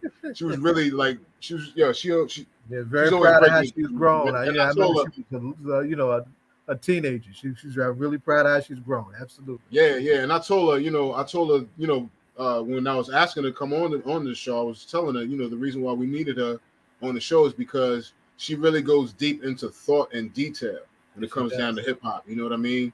And she doesn't leave anything out, and that's why it was great to have her on the show the first time, and then it was real good to see her fill in last week, man. That was crazy, and we got to have her again. I would love her to be a part of the show because she just represents, man, like what it's about. You know what I mean? So big up to Purple. But also she mentioned this last week, and I'm going to mention it again tomorrow. Another event going on tomorrow. You can go to the one in the Bronx at 12 p.m. see the Tats crew, and then at 8 p.m. tomorrow at the legendary world famous Apollo is going to be the Lyricist Lounge 30th anniversary celebration. She shouted it out. Yeah, she laid it out last week. Yeah, it's going to be. KRS-One featuring Kid Capri, Bahamadia, Talib Kweli, Grand Poobah, Mr. Cheeks, with Ill Out Scratch, Buckshot, CO Smooth, Crew, Large Professor, Lords of the Underground, Rod Digger, and many more. So that's going to be at 8 p.m. So it's going on tomorrow. Tomorrow's going to be heavy. That's heavy in hip hop. You go to the Bronx, be there by 12 noon. Come back to the Apollo around 8. You know what I mean? Things are popping. Things are definitely popping. Another thing that's going on, and I believe it's happening Monday, which is a strange day for it to be happening, but Monday is the legendary Grandmaster Caz. Monday is Grandmaster Caz Day. Just like the way Chirac had Chirac Day last summer. Mm-hmm. Grandmaster Caz Day, celebrating and honoring the hip-hop legend Grandmaster Caz. April 18th, that's Monday. It's going to be a two-part event from 12 to 5 and then from 6 to 11. 12 to 5 p.m., then from 6 p.m. to 11 p.m. at the Andrew Freeman home. That's 1125 Grand Concourse, Bronx, New York. I know exactly where that is. Big up to my man, Louis FC. He had a art exhibit up there, graffiti art exhibit at that spot. It's like a museum, but it's got a nice space. So I know Caz is going to fill it up, man, with folks. It's going to be hosted by the legendary Big Daddy Kane, showcasing every element of hip hop. The first part, the 12 to 5, is going to be DJ for the day, DJ Ultimate, musician. Awesome 2 is going to be there. I don't know if y'all remember the legendary Awesome 2, the radio show used to come on like 4:30 in the morning, and these brothers, their show was incredible, and they used to always play the hottest hip hop, the newest hip hop. They would start the show off with the hot. That's where I get it from. That's why I do my shake up. But big ups to the awesome too. There's going to be a lot of people. Then the second part from 6 to 11 is going to be Cool DJ Red Alert, DJ Mel Star, DJ Lord Finesse, Kid Capri. There's going to be performances by the legendary Cold Crush Brothers and Big Daddy Kane as well. So definitely come out. Again, that's Monday, April 18th at Andrew Freeman Home, 1125 Grand Concourse in the Bronx. So that's what's going on there. And then, of course, in August, the big deal, the big Rock the Bells Festival in August. It's going to be crazy. LL Cool J with his DJ Z Trip, Ice Cube, Jadakiss, Little Kim, Rick Ross, Fat Joe and Remy Ma, The Diplomat, Scarface, Nori, Trina, Diggable Planets, Roxanne Shante. It's going to be bananas. And that is supposed to be, where is the information? Oh, that's going to be at Forest Hills Stadium in Queens. What's the date? Say the date again. It's August what? August 6th. August 6th. Forest Hills, Queens. Forest Hills Stadium in Queens, New York. August 6th. It's the birthday of the great Carlos Russell. Carlos Russell was a bad Panamanian Pan-Africanist who gave us Black Solidarity Day. It was a Brooklyn legend straight out of Panama. Let me tell you, Zayed, you know about Dr. Greg Carr? Oh yeah. You remind me of that brother, man. The way you have all this information stored and how you can just pull it out, man. It's that train. It's that historical training. That's all it is. Yeah. So, those are the great Alombe, Harlem legend, our Dean of Pan-Africanism, Alombe Brad, taught us the mathematics of our history. Right? Yeah. And it's a very Malcolm thing, So that's I get it honestly, that's for sure. Yeah, man. Yeah. Why don't you know? But listen, now let's take a step back, right? What's up? Because we had, I was just on with brother Reggie Jackson talking about his article about what happened at the Oscars. But one of the problems with what happened at the Oscars is what it obscured, what did not get the attention that it should have got. Right now, we had some hip hoppers at the Oscars, and you haven't had a chance to talk about that. You should lift that. You may want to take a minute and lift that up. At the Oscars, we're talking about like Questlove. Yes, sir. That was the one for me that where I was hurt a lot. I mean, I was hurt for everybody. I was hurt for the whole situation for it that even happened like that. Right. Right. But I was very disappointed because I was like, man, Will Smith is a Philadelphia OG rapper. You know what I'm saying? He's an OG. That's right. From all that's Philly. That's right.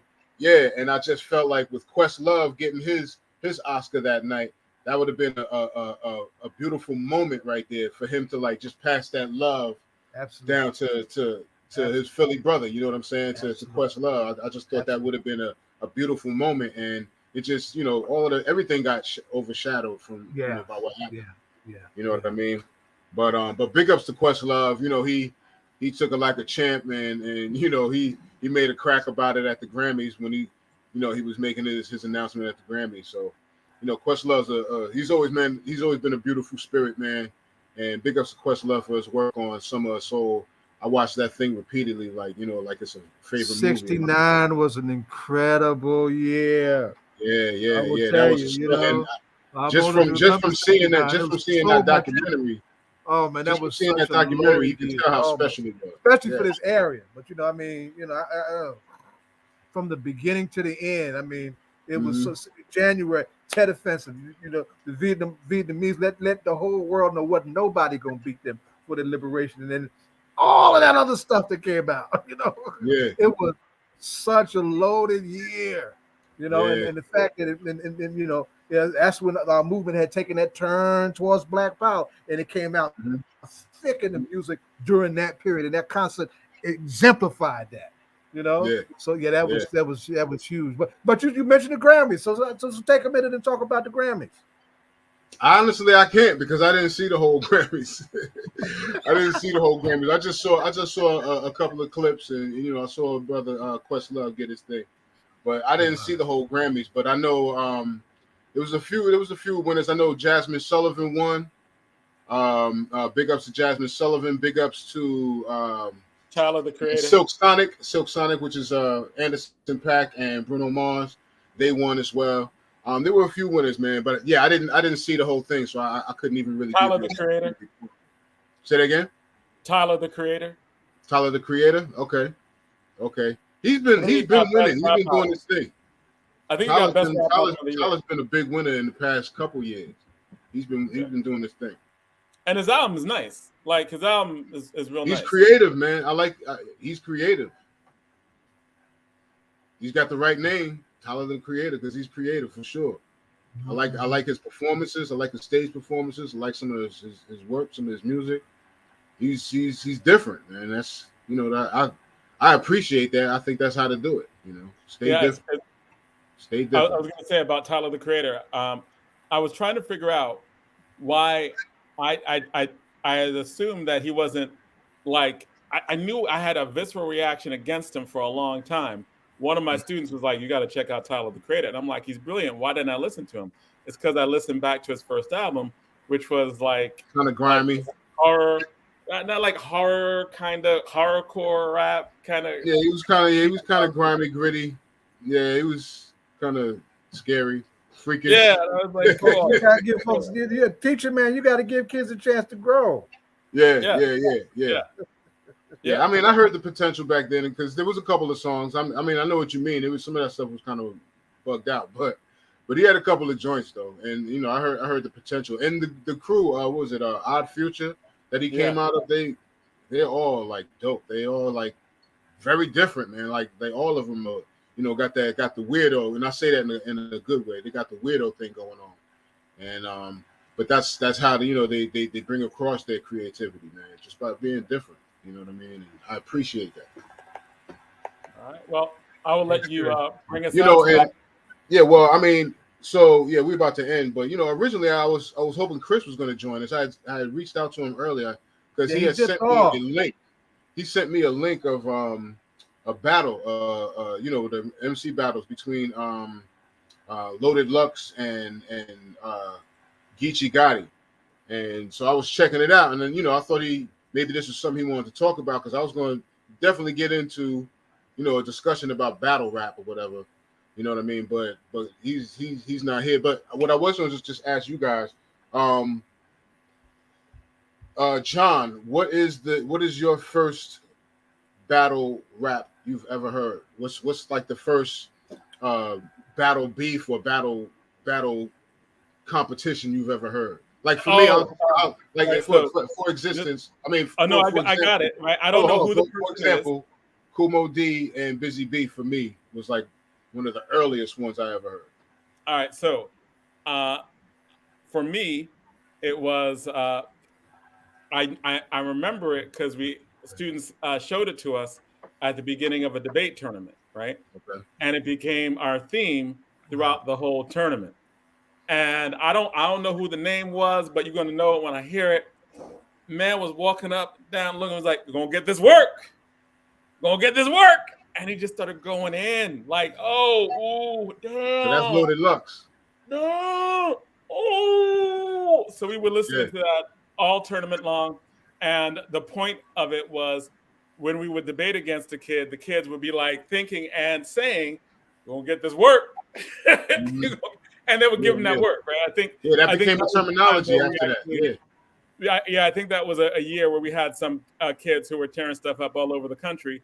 And that served as because they're both, it's verbal jousting, right? Like, and cross-examination, like there's always, we're gonna get that work. One of my former debaters gave some kids so much work. Like I gave him a pep talk before the debate. It was a critical elimination round. Like if you lose, you're out, right? It was at one of the biggest tournaments in the country. This, I think, was like the round of 16. And, he knew the kid knew him. And it was, it was like, okay, you're going to get this work. And I swear, I've never seen this before or after. In the middle of the debate, one of my debater walks out, right, to get some water, and his sweat drenched his whole body, right? Like he looked like he just came from a basketball game. And I'm like, everything all right? It's like, yeah, right? And basically he was thinking he was getting this work. He was putting in that work, right? I've never seen a debater sweat like a basketball player. but he was given to do the bit. He ended up winning on a 3-0, but he was really given to do the business. Like he was giving him the business. And this was one of the best debaters in the country. And he walked in and he gave dude that work. It was great. So that's the first battle. That battle that you're talking about, that was Loaded Lux versus Calico.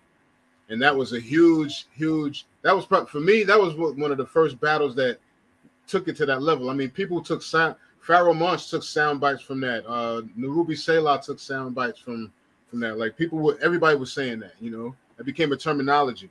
Yeah, so get that work. So now, Zayed, I got a different question for you that popped up in my head just now. Because you were there. Have you ever heard of a competition or a one-off between before you finish your question, poetic groups like wait. Last Poets or Rhino. Young Lords or anything like that? Rhino, Have you ever heard anything? I was gonna say before you finish your question, right? You set that up like it could be a big diss coming, right? Like you were there, right? Did you ever hear of like the Bible, right? Did you ever hear of like the Revolutionary War? Like that's how we set that up. Oh nah, see that's Chris Randall's. That's Chris Randall's area. He be playing around like that. Right, right. That because I know that because that's how my students set me up, right? They'd be like, I wasn't gonna play the age because I know you were there. Oh. Nah, but I was thinking about like, you know, back I hear where you're going with your question. Lords, you know, Last Poets, and you know, has there they ever really, been, like, you know, during that time, they really weren't going at each other. No, you know, and that's one of the unique dimensions of what you're talking about. That's important to hip hop, right? Mm-hmm. And I actually had to let that grow on me because when that really first started, you know, developing, it was happening. The streets were hot. Right, and so folks didn't know how to really look at that. Is this feeding what's happening in the streets? You know, because we don't want this stuff to get too far. Mm-hmm. But that really the improvisational dimensions of battle rap is hugely original and unique to hip hop. Right. Yeah. So the short answer to your question is no. Right. And and I'm saying that as an older poet. Right, understanding the length of our oral tradition, but that what you're lifting up is an important piece that hip hop needs to be reappraised for. It's also like playing the dozens. You know what I'm saying? Yes. African is Yam Fufu. Absolutely. Yeah. Right. We definitely want to wrap this up because we're already 6 minutes past over. So DJ Rhino, I'm gonna let you end us off. All right. So that's it for me, man. Again, check me out tomorrow. 3 p.m. twitch.tv/Rhino CMZ for the shake up with CMZ at 3. We going in. That's it. That's all I got. Big ups to the fam. Big ups to Queen Dahameen. You know what I'm saying? Big ups to my family, Hidden Descent Boom Squad. Absolutely. Brick City. Out. Thank all the guests, and we out. All right. And I said thank all the guests, but DJ, I want to give you to have the last word. So. Who, me? Yeah, say the last word, man. Oh, that's it, man. This is the number one political hip hop radio show in all America. Do not play. This is where it's at. This is where we get down. This is where politicians and activists and educators come to break it down. That's right. On some real talk. This is right here. Yeah. Make sure you hear every Friday, 6 p.m. Peace. And you don't stop. Blessed are those who fast. Ramadan Mubarak.